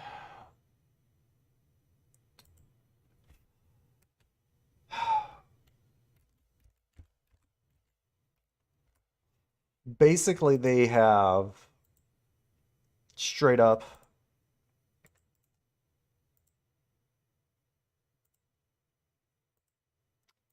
admitted that they are actually no, that's what I'm gonna say. Returning Crusade. Yeah, no, that'd be fun. You wanna know what? There's the link, by the way. You wanna know what? Empire is not gonna be a problem. Lizardmen are gonna be a problem. Imagining having a primal what was it called? Basically having a bunch of Carnosaurs, Stegosaurs, Stegodons, and all Val's armies coming at you. Those are problematic armies. Even in the base game, 2, they were problematic when they come out with those things. Imagine an endgame crisis of fucking 10 armies for each Lizardmen faction. Filled with those. You can't deal. Gonna be problematic. Like, there's certain factions that are just so primal glory. Thank you. They're too strong. Lizardmen base, like just base Lizardmen, are really strong. I would say they're an equivalent of Jade Warriors strong, but Jade Warriors just eke out because they have the Yin Yang system.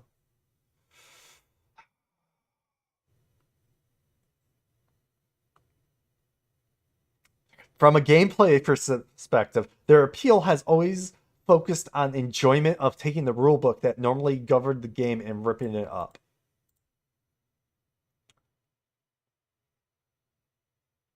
I don't like them saying that. They're basically saying, like, hey, you want to have fun?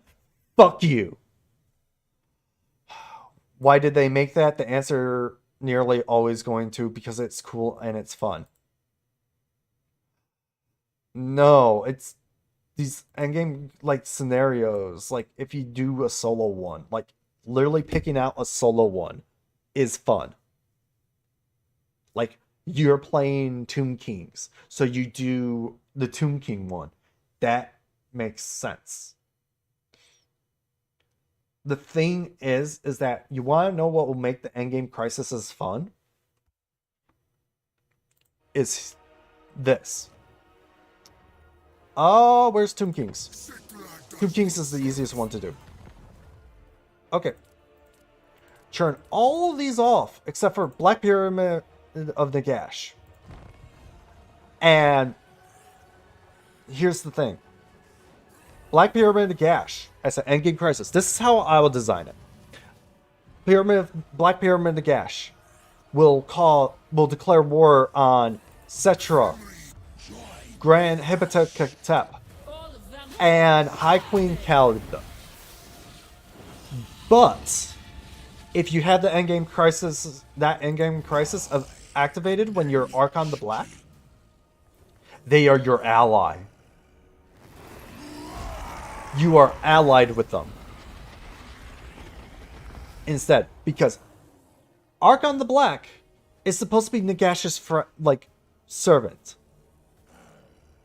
So that means if you get it popped, they're instead your ally and they don't declare war on you. How is that for an idea? And just as a thing, everyone's going to be really mad about this take. Hey, you want to play orcs? Where's the fuck is orcs? No matter what green skin you pick, if you have the biggest walk pop up, the orcs do not declare war on you. They declare war. You and them declare war on everyone else. No matter what your relationship is, you do not lose reliability. You just automatically declare war on everyone because it's the biggest war. All the orcs are just going to go fucking crazy, and in particular, they do not fight other greenskins. That's for the after you're done fighting everyone else. Then you figure out who the biggest boss is. How's that as an endgame crisis? People who play orcs aren't gonna like that, but that's how it is. And a grudge too far. If you're a dwarf, you do not declare war. You don't. If you're playing a dwarf and you get a grudge too far, you do not get declared war on. Instead, you get priorities. Your grudge, if you get priorities, you get send missions, and if you do not do those missions, they reduce your they increase your grudge. In the Book of Grudges, meaning you get the negatives and all that, or it replaces your bar with a special bar called the grudge, like the soup.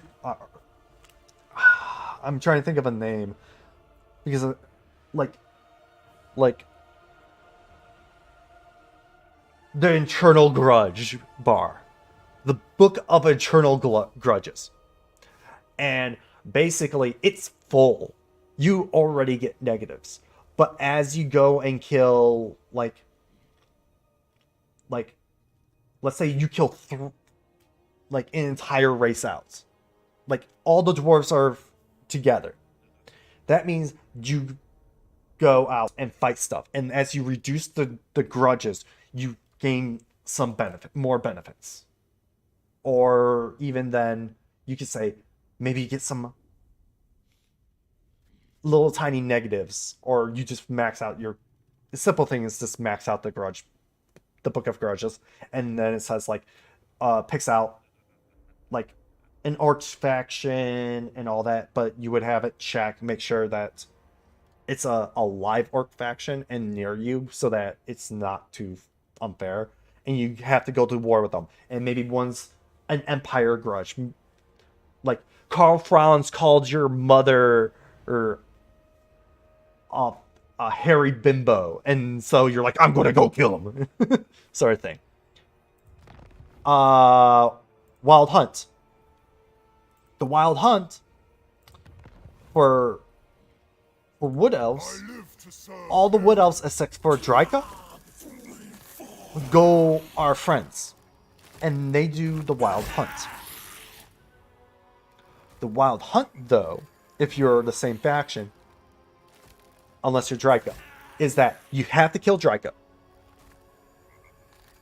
If the Wild Hunt pumps up and you're Orion, Gertrude, or Sisters of Twilight, you have to kill Draika.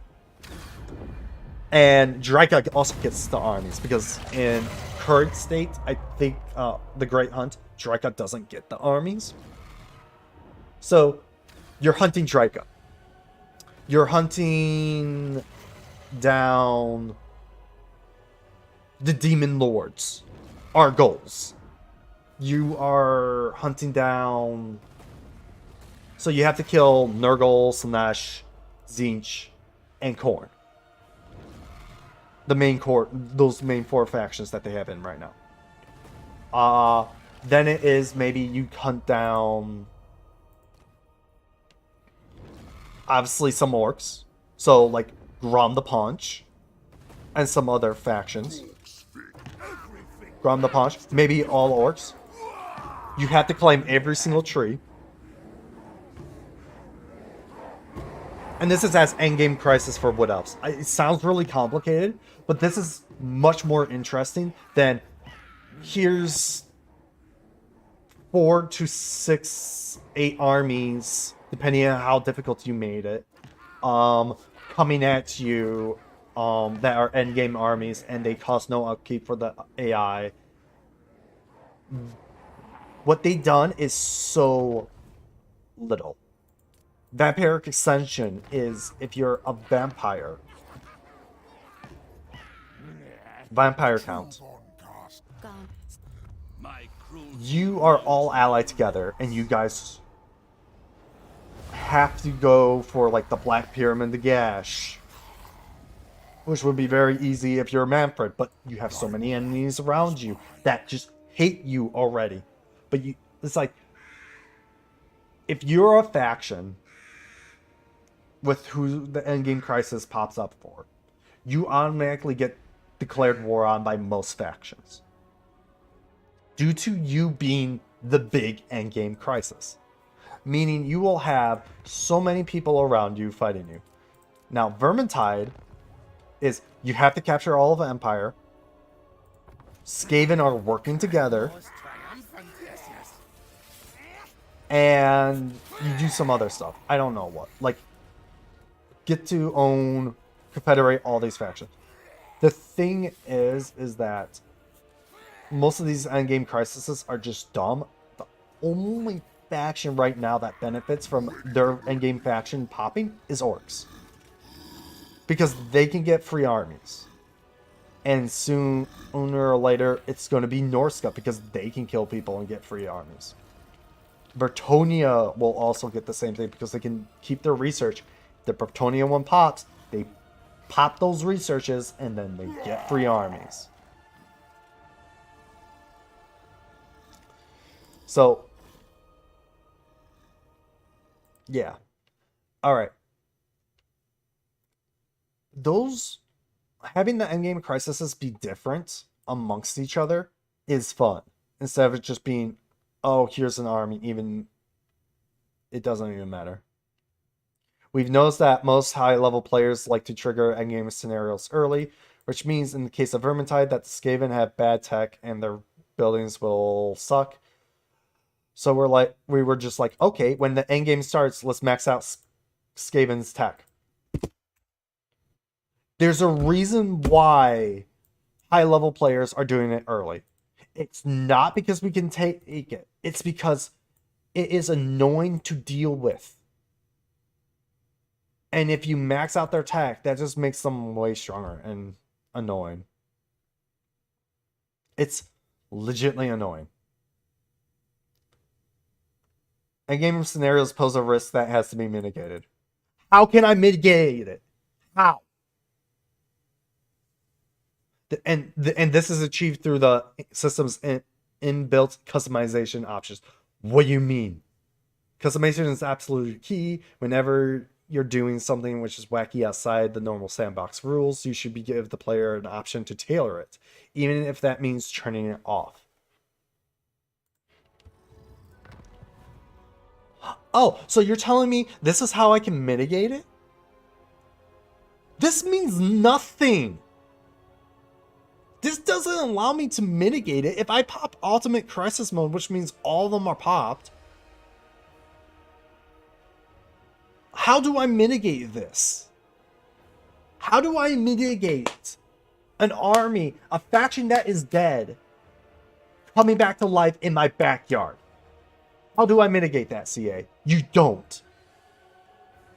I'm sorry, this is like legitimately just me being pissed off because them saying this entire thing is just PR and dumb. I always say that if we release a piece of content, someone loves 80% of it but hates 20% of it, then it ultimately we achieve is release is a piece of content that they hate. Really? Guess what? Most people, I'm pretty sure, hate the fucking endgame crises. Because I should be able to do, because probably a lot of people don't hate it because they're like the biggest wall. But if you're on playing on easy, I'm just going to say this. If you're playing on easy and you cannot beat the game with the Ultimate Crisis mode on, and even have endgame difficulty down to 25%, like legitly put all of these to the freaking minimum, like you would want the timer, like you will still want the timer early. But if you're not able to deal with this, if you're not, let's say, oh, I can change this, it's cool. Let's say these settings right here. If you're not able to beat the endgame crisis like this on easy, actually, let's just put this in actual perspective. If you can't beat the game like this on the easiest difficulty, and you're saying that Endgame Crisis is good? Or, and this is for the basic of player. I can easily do this. Most people can easily do this. But the Ultimate Crisis mode doesn't give you a challenge. It just makes it an unfair advantage for the AI. That's what this does. And if you play on easy battle difficulty and campaign difficulty and you can't do this, then if you can't beat this and you play on easy, you're not trash. This mode is trash. On this difficulty, you can auto-resolve all the time. Yes, exactly. But if the people who play on easy can't do this, the mode is trash. Because there should be nothing stopping someone from doing this.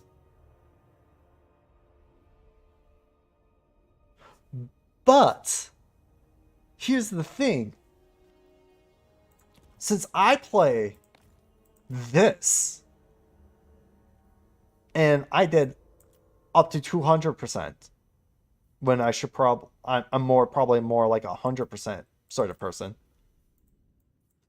They will say, "Oh, well, that was your choice. You don't get an opinion. You go and your thing doesn't matter. Your complaints don't matter. You're a small YouTuber. You don't know what you're talking about." The thing is like, but I can play on Legendary and very hard and have a challenge in 2. In 3 is a lot easier due to how homogenized they made everything, mostly. And the fact that the AI barely builds anything above tier 2 or tier 1. This Endgame Crisis should give me the same challenge as I did in 2. This should bring in the challenge. But it doesn't. It brings in an unfair thing that is so unbalanced and not thought through that it screams anti-player bias. Oh, you're having fun with your campaign? Fuck you. Sit back down and lose your campaign. Because that's exactly what was happening in the Cathay campaign. I shouldn't have been losing that. I should be winning that. But for some reason, vampires keep on pumping out armies that are at the highest tier, even though I have legitly killed over and over again their top tier armies. CA also said like, oh, you'll be able to tell which ones gain the 0 upkeep. No, I can't.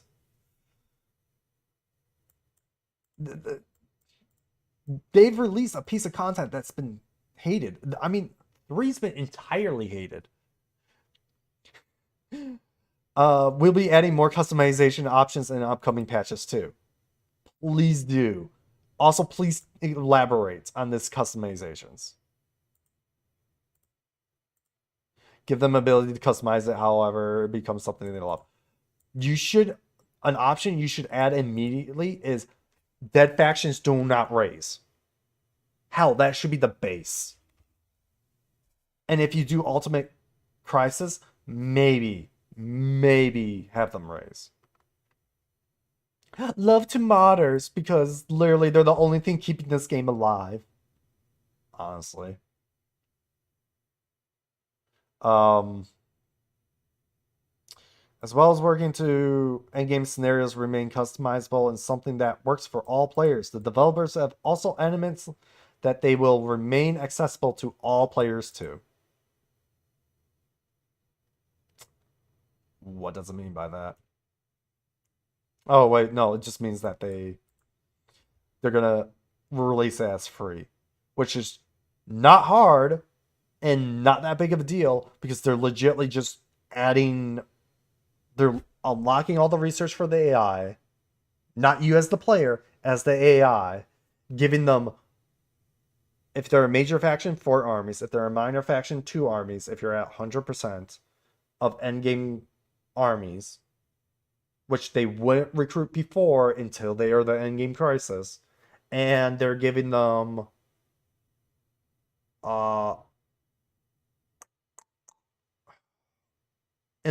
those armies with no upkeep. Yeah. Guess what? That doesn't sound like content. That sounds like you just adding a thing in that's like, hey guys, look, there's content here. You just added an outfit that looks exactly the same as the previous game that you just made.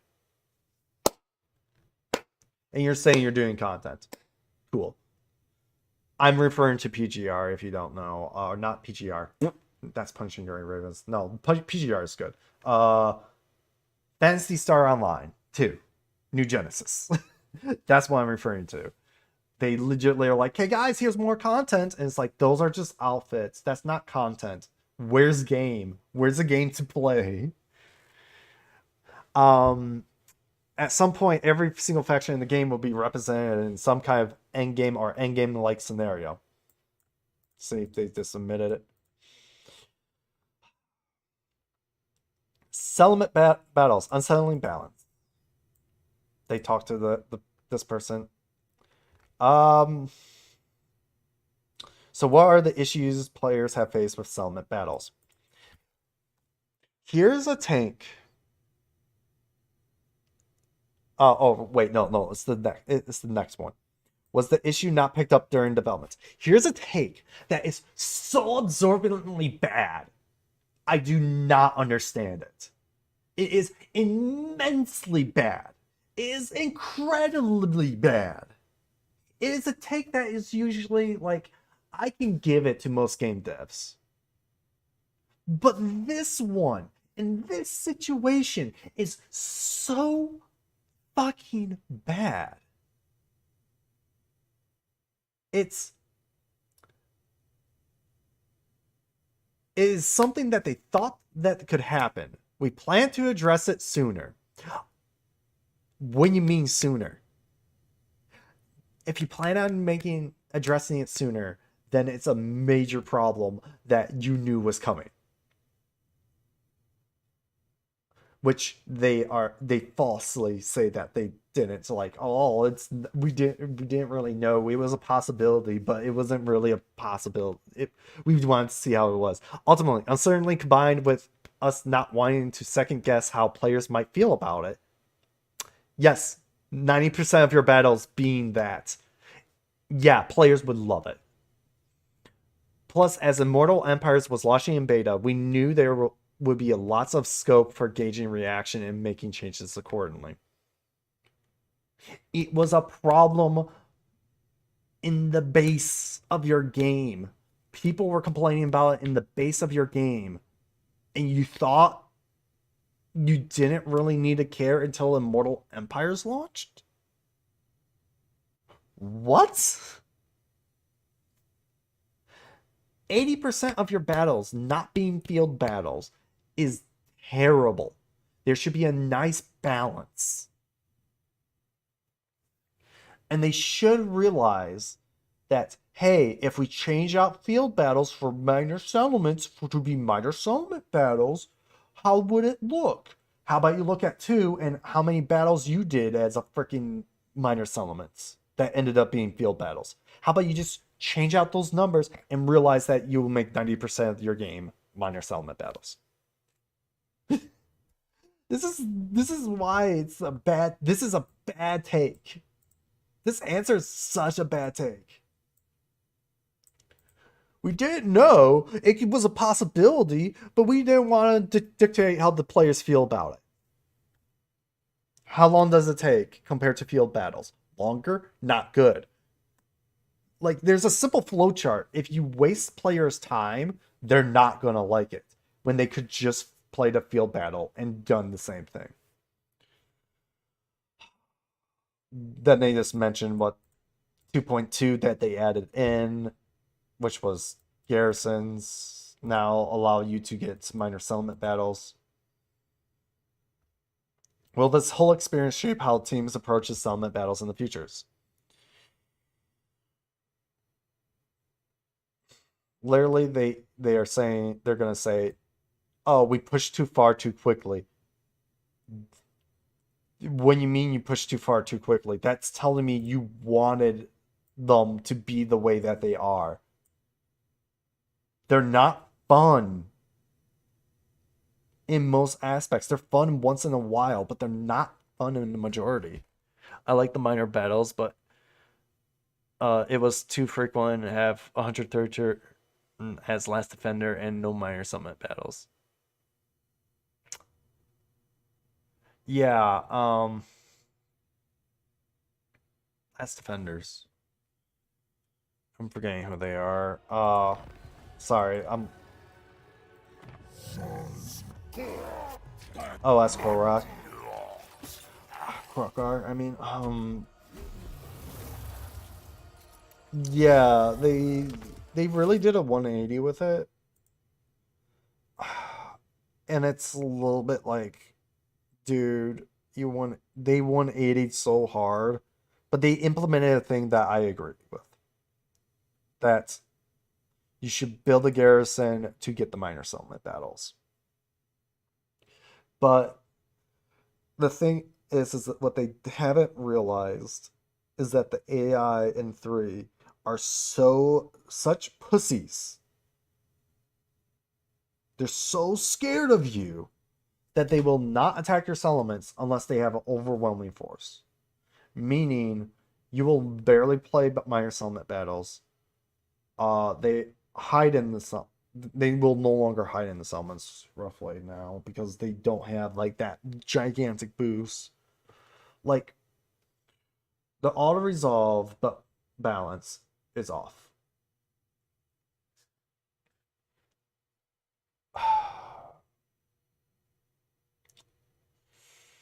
Land battles are standard, the bread and butter, the thing people are familiar with. In retrospect, it should not have been a surprise to us that people layers were so attached to them. Yeah, because that's where most of your strategy comes in. Minor settlements and major settlement battles come down to one, like literally one strategy because of how fast can you do them. AI don't build barracks. These maps were so beautiful. Yeah, honestly, they're not that bad. The thing is that minor settlement battles wouldn't be bad if, let's just do this, if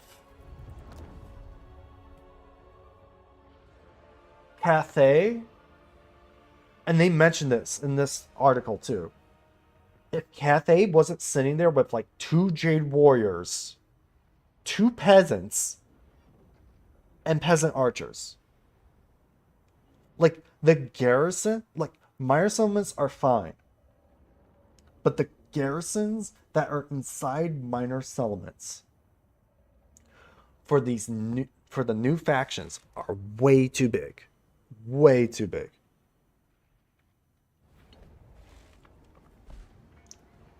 Like, look at this. This doesn't even have the garrison building. This is this is before they changed it. I get 2 Jade Warriors. I would have a minor settlement battle with 2 Jade Warriors, 3 spearmen, peasant spearmen, and 3 peasant archers. Now, if this was a minor settlement, could I beat this? Probably not. But I could damn well give them a run for their money.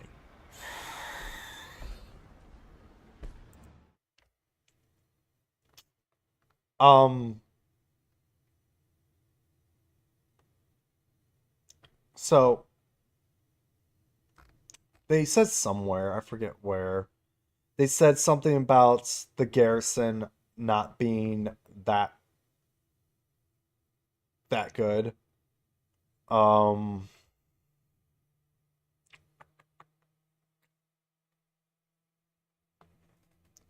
Bretonians and Empire garrisons suck as well, and now Bretonnia doesn't even have walls.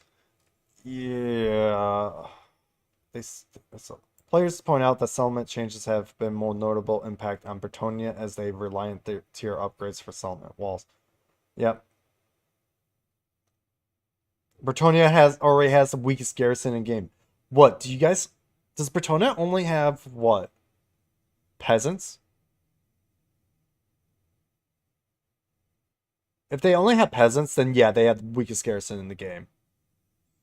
But like, legitly against every single, like, the AI's aggression with smaller armies needs to be turned up. Because they're not willing to fight stuff. Because garrisons by themselves are way too strong. Either the garrisons need to be lowered or changed to be all lower tier, unless you build walls, or they need to fix something, because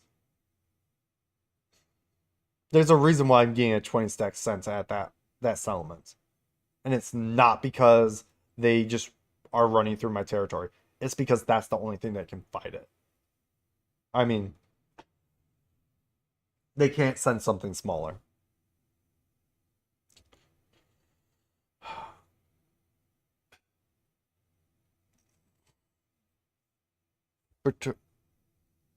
Britonia and building garrison sucks. Also adding 2 or 3 units low tier. What the fuck? Oh my gosh, yeah. Britonia is super trash garrisons, low tier units, and low leadership. Yeah. Because Britonia is all about that cavalry. They have the best cavalry in the game. I'll still say that. They still have the best cavalry in the game because they're the only ones that are good. We are finally getting multiplayer in-game scenarios, which is nice. And don't have to add a mod to it. But I'm saying multiplayer iteration of in-game scenarios is being rejigged to get same functionality as the single-player version. What the fuck is that? I wish more recruitment slots as well as not 2 only. Yeah, no, I've noticed that. Like, every single faction only, like, seems to have 2 unless they have an increase. Is really ridiculous. I'm starting to get really annoyed that every faction is being treated exactly the same and homogenized in 3. Again, I will say this. If someone modded over everything that they have in 3 over to 2, I will legitimately just go back to 2. I will also pay them. I'll donate money. I won't pay them for it. I'll donate money for them to do other things. Maybe a recolor mod. I'll pay them money for a recoloring mod.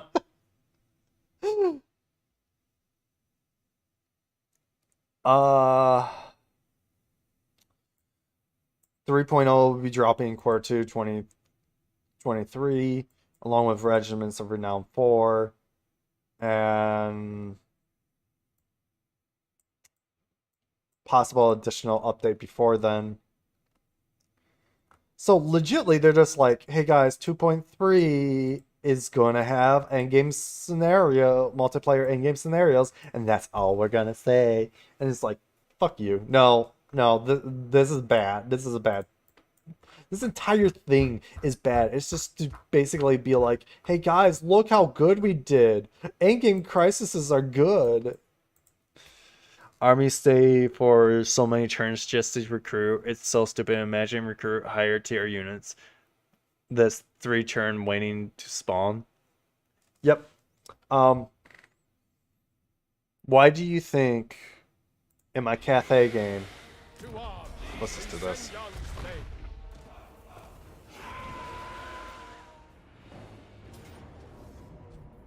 Move like water. Fight as one. Move like water, fight as one. So after 6 turns, you have 4 units. Stand before the supreme matriarch once more. Well, here's the thing. I agree with you. So for Britonia, it sucks. It sucks really bad.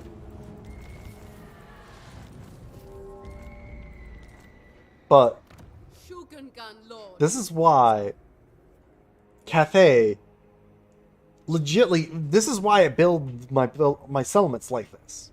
It's because one, local recruitment capacity increases all capacity. And if you have 4 of the same building that can recruit a unit, it then makes it makes these go down, like, I think it's 4 buildings, then makes this global 1. But the thing is like,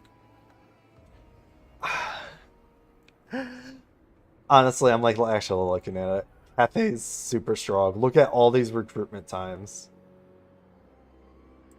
Only their toppest tier unit is 2. Dragon-blooded Shugunga. Terracotta Sentinels are also 2. Oh my god, that is ridiculous. So Cathay alone, like, can recruit a lot of stuff. I'm just...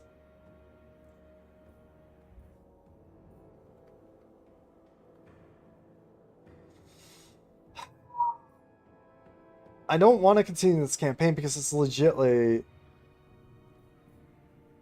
Even then, it takes me 2 turns to recruit an army. Even with all these slots.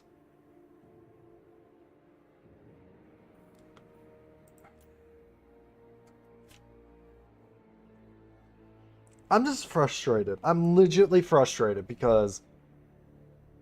Let's just look over here. Your last mistake. Didn't both these armies fight me twice? No. You're overruled. But look. They lost. They lost the battle. They lost the battle. And there's only 14 vampiric corruption. Meaning there's barely any vampiric corruption. Meaning Dragon-blooded Shugunga. I'm not getting attrition. I'd wither first. I mean, they're in their own territory. But even so, they are receiving so much replenishment. They came back almost full health. And they're getting 50% replenishment. No. And they have these this guy just got spawned, and he has a 14 stack already. Or actually, no, he was the one that fought the orcs. Never mind. The thing is like, I have the mountains here. How orcs can just jump over? I'm done with this campaign. I just can't handle it. I can't handle it due to the fact Blue Rose is getting their armies back at 0 upkeep. That's the thing that is legitly throwing me off, and the fact that vampires are so strong. Like, my peasant armies... I shouldn't say that. I shouldn't say my peasant armies can't deal with them. My Jade armies can't deal with them.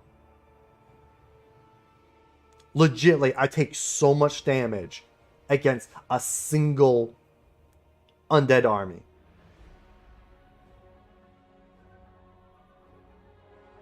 It's ridiculous. So, how different would it be if I had a Celestial Dragon Guard army? Probably not much different. I probably could eke out, but then they'll throw 3 armies at me. So for me to deal with 1 army, I build Jade Warriors, but then they'll throw 2 armies at me and kill that army.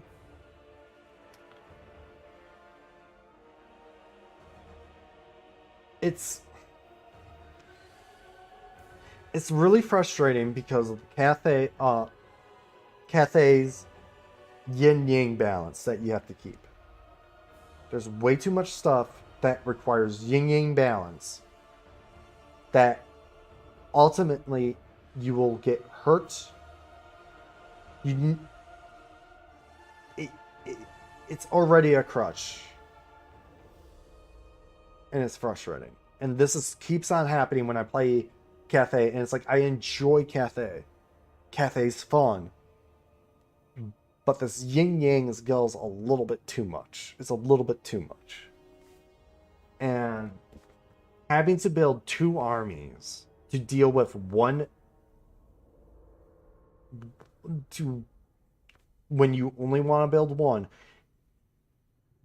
is immensely unfair for the player.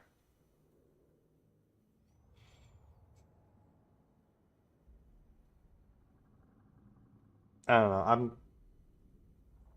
The next campaign I'm gonna do, which is probably gonna be Monday, if I feel like it, is In the name of Magnus. going to be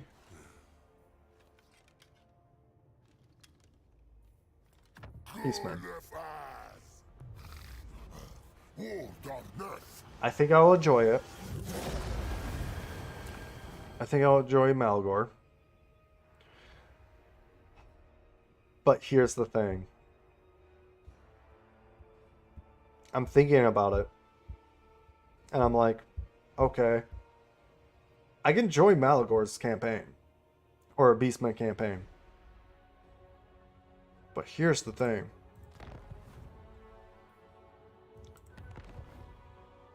I'm not sure how it's going to go, actually. I feel like once I hit Endgame Crisis, I'm not going to enjoy the campaign anymore. I've constantly, every time I hit Endgame Crisis, it's just like, well, I guess I either get steamrolled or I just don't bother because it's not enjoyable.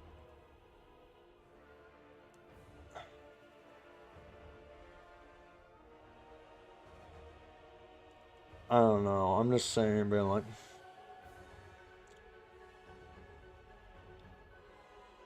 okay. Here's the thing I'm gonna do. I'm gonna do Malagor, Endgame Crisis, on Legendary. Let's have fun with it. 200 on turn 50. So do not hit it. Yeah, I know. Ultimate Crisis, no diplomacy. When checked, factions involved in in-game scenarios can make peace deals and confederations with other factions, enabling this to reduce the... Alright, no, you're lying. This tooltip lies. This means with you. They do not declare war on each other. They only declare war on you. Fuck you, CA. Fuck you. You're lying. Just means you can make peace deals and confederations with the factions, but doesn't mean that they won't declare war on everyone when they do it. Fuck you, CA. Anyways,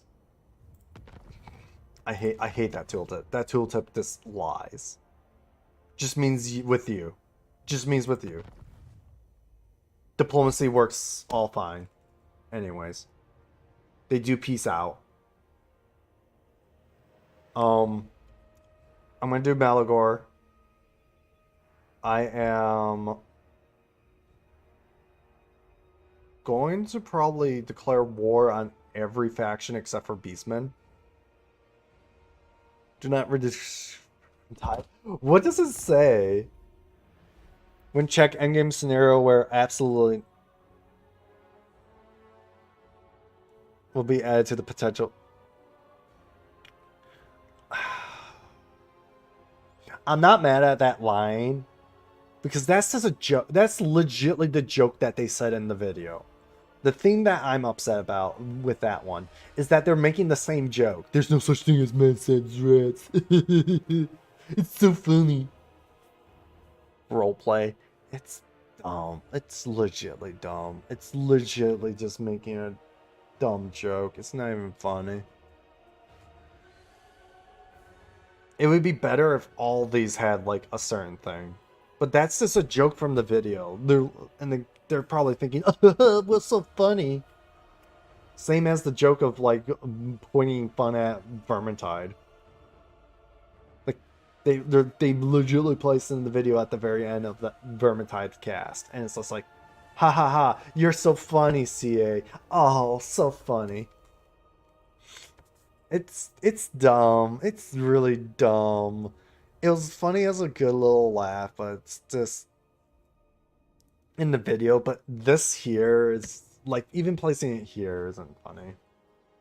if all of them had little funny gags, that yeah, sure, look, we can do that.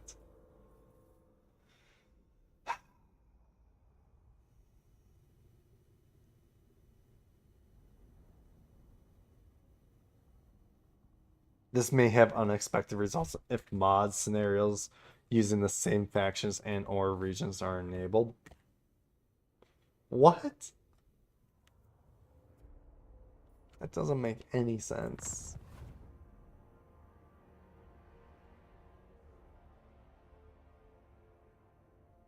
I guess it makes some sense, but you really have to think about it.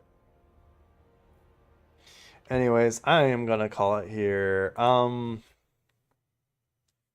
Next week we're gonna do Malagar the Dark Omen stuff. I like this description. It's nice and very Skavenish. I guess. No, it's not. No, it's not. There's no such thing. There's no such things as man-sized rats. Yes. If they place yes at the end of it, I would agree with you. It's then very Skavenish. But they don't. They just say there's no such thing as man-sized rats.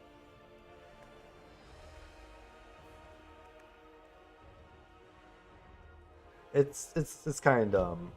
So I'm gonna do Malagar. I'm probably gonna declare war on everyone I meet except for beast tribes. Have it at this. What the frick just happened there? Why doesn't I'm highlighting it? It's acting very dumb. Turn 50. Turn 50, 200%. Malagor. I may add a mod. A single mod that will make it so that the stupid mentor thing automatic. Because I feel like that's a thing that should just be automatic. CA's like, we place it in for the extra points. Like, it's fine for heroes to point points into, but it's for lords, why would you use it?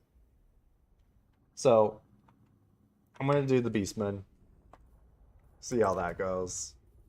And if I come to the same conclusion that endgame crisis just makes the game worse, then I'm just not going to do endgame crisis ever again. Until they, like, make it unique. Each one unique. Because endgame scenarios should be unique and fun. And having them all pop out once should be just a crazy, baffling thing that's happening.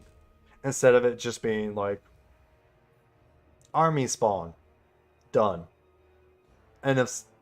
End of content.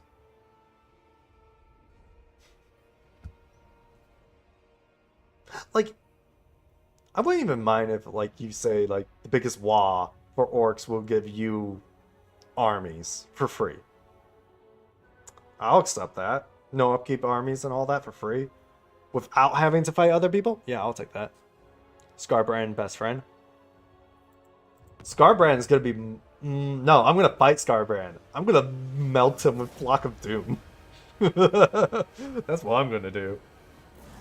He's going to be one of my first targets. He's going to be one of my first targets because he's going to be the easiest to deal with. Tomb Kings, I'm probably not going to do. You don't have settlements to defend. You have Hearthstones.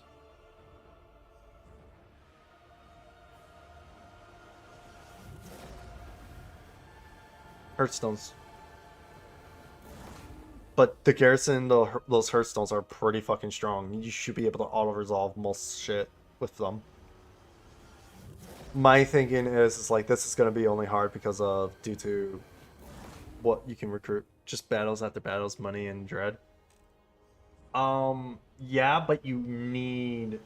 Here, I'll just start this. And it won't save if you just start it and not do a battle. You need, hearthstones. You don't need them, but you require them. But hearthstones is nothing. Untrue unless you get a special hearthstone, which is in the dwarf, the tree, the oak of ages, let's just say, and there's a couple more. I don't know if they added more since Beastmen are now, since Cathay got added and all that.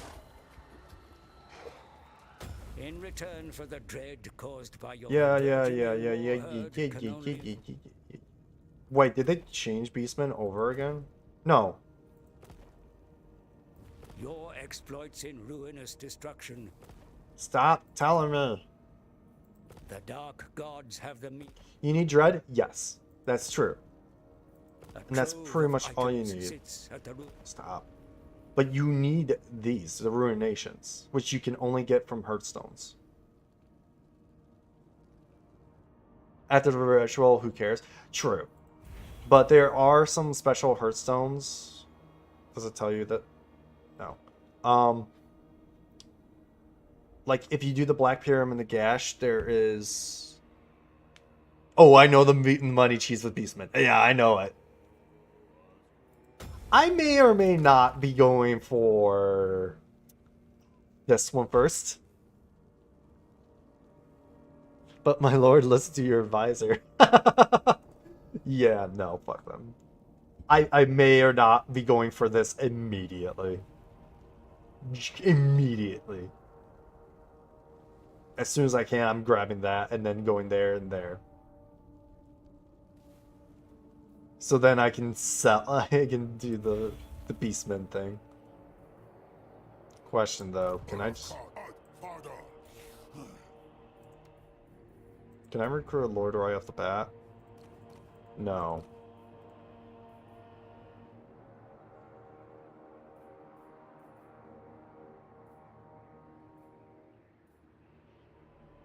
Right, 2 gives me an army capacity. So yeah, you need to make it to Ruination 2 before you can start doing that cheese. So they have you do Sucking Kurnosh first. Are you a stinky boy? Is he a stinky boy? No, he's not a stinky boy, but he gets 2 in 1. Wait, what the fuck?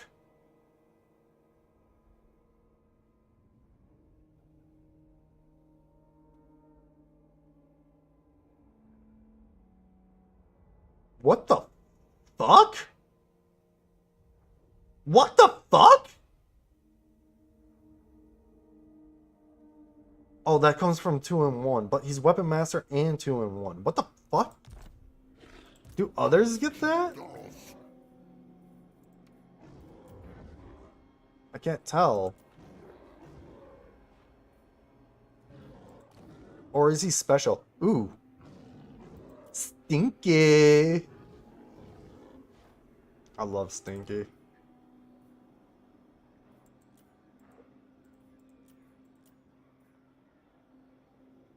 Passive ability Rowdy. What's Rowdy do?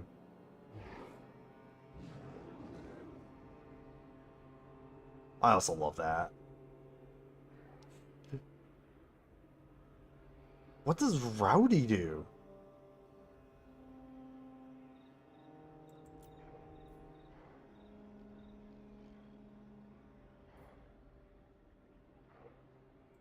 I would love to see what Rowdy does.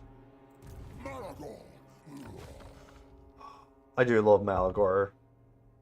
All of his skills and all that. Delicious. Did they change any of it?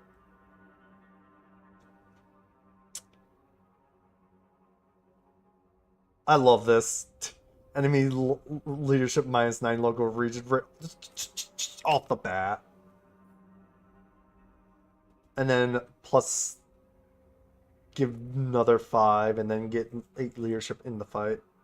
Or wait, does that reduce it? I think it reduces it. Don't know how I feel about that, but whatever.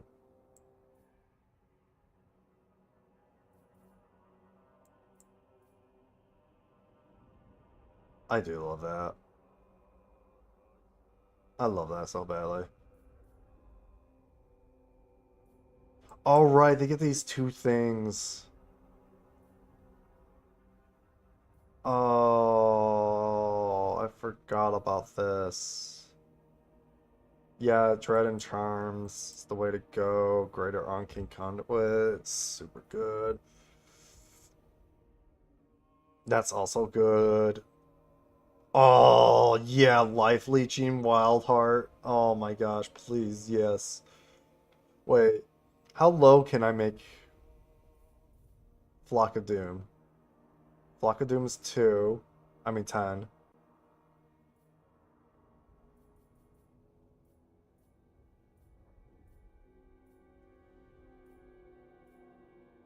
Wait, did they remove it?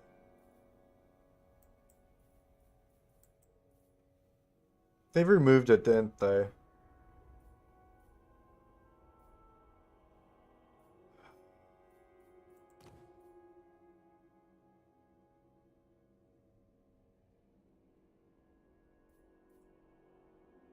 Yeah, they removed it. Really, they did?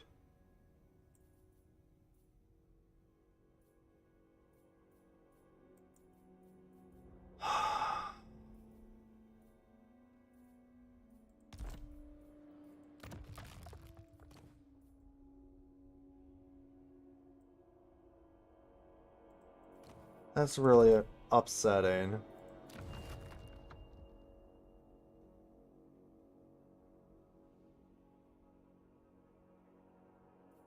So what I'm talking about is that he could get Clock of Doom down to like 2. Well, it's 6 right now.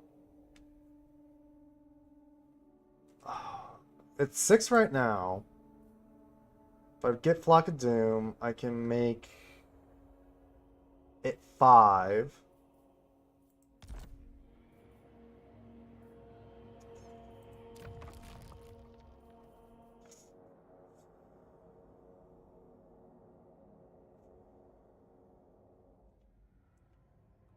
So,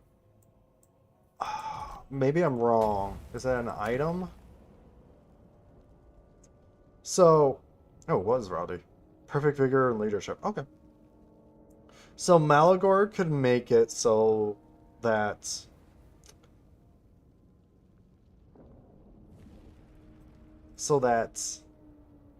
he's able to cast Lock of Doom for 2 Winds of Magic. Last skill from the special tree? Nope.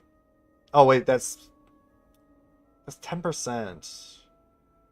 If I remember, it's like 20%. Because right now it's 5. Or 6. And then it'll be 5. Unless that applies before, then it will be 3. No, it won't be 3. Lowest you can make is 4, which means it could probably... No. They made it so that life leeching, basically, you can't have unlimited winds of magic with certain lords. Is basically what I'm getting at. Oh, wait. Wait. I'm stupid.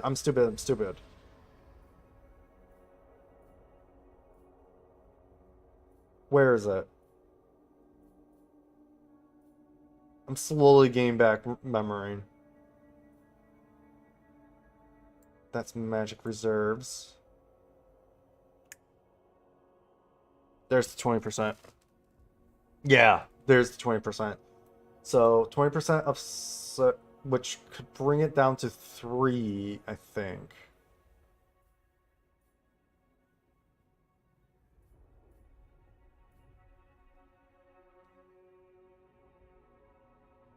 Mantle of Crown and Skill.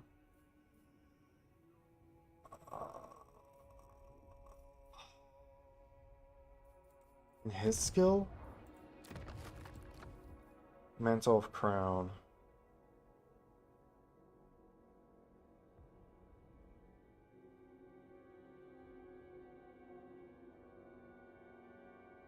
I'm looking for it. I don't remember if there's...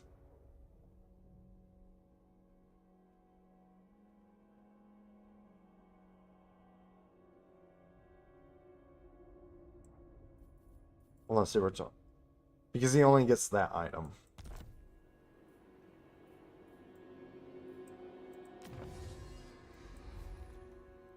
So it's Dominate the World, which is create 3 different Hearthstones in 3 different climates. Mantle of Crows.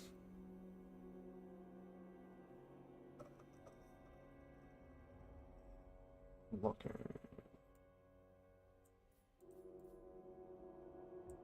Let me see. Mantle of Crows. Mantle of Crows. No, it doesn't reduce it. No, that's the Flock of Doom when he's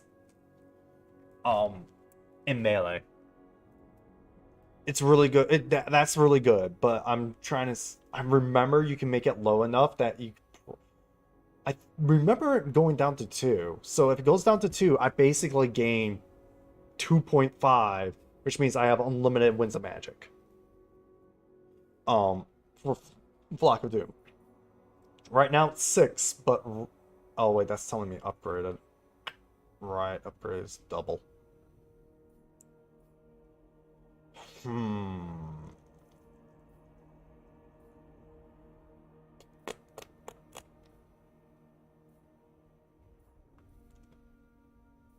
Okay.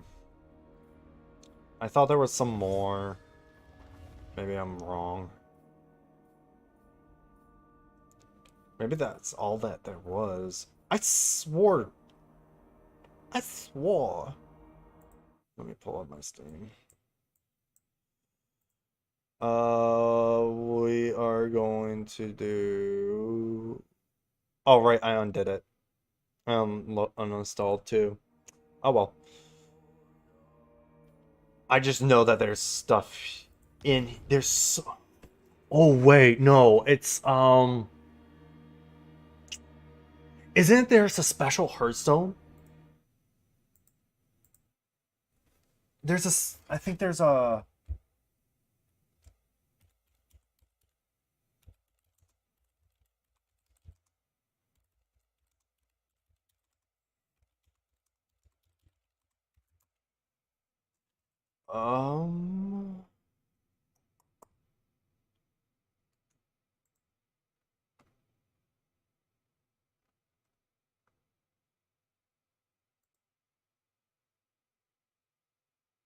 No, it's cooldown. That's what it was.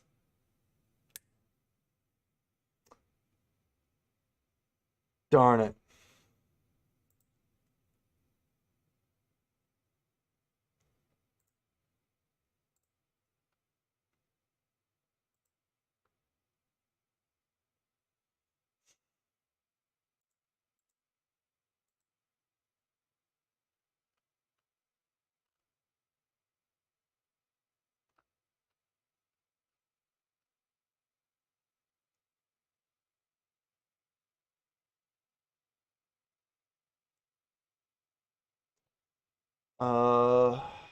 Yeah. Darn it. It was cooldown and adding Winds of Magic. What's the victory conditions?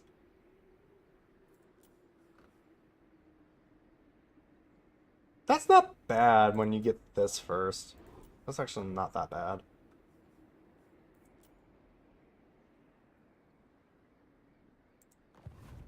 So,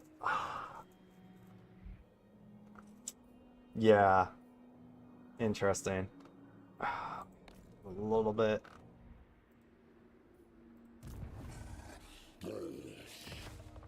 Is this guy just special, by the way? Because I just have to check if he's special. Like, that 2-in-1 is his special thing. Before I leave. Bring me to my men. Good. Because 2 and 1 is really good. And outpaces a lot of Winds of Magic reduction.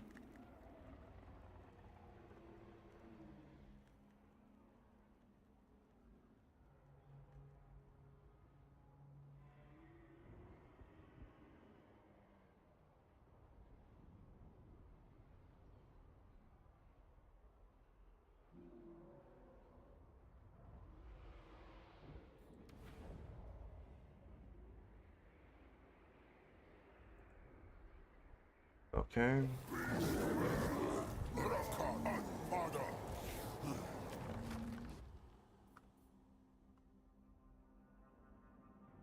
Was he in Weapon Master last time too? Yep, 2 and 1 is a special thing. Okay. Alright. I will see you guys all Monday to play this campaign. It's going to be a lot of battles manually done, and then just basically Malagor being a fucking god, pretty much. So, I'll see you guys later, and maybe do some other streams other times. Alright, bye-bye.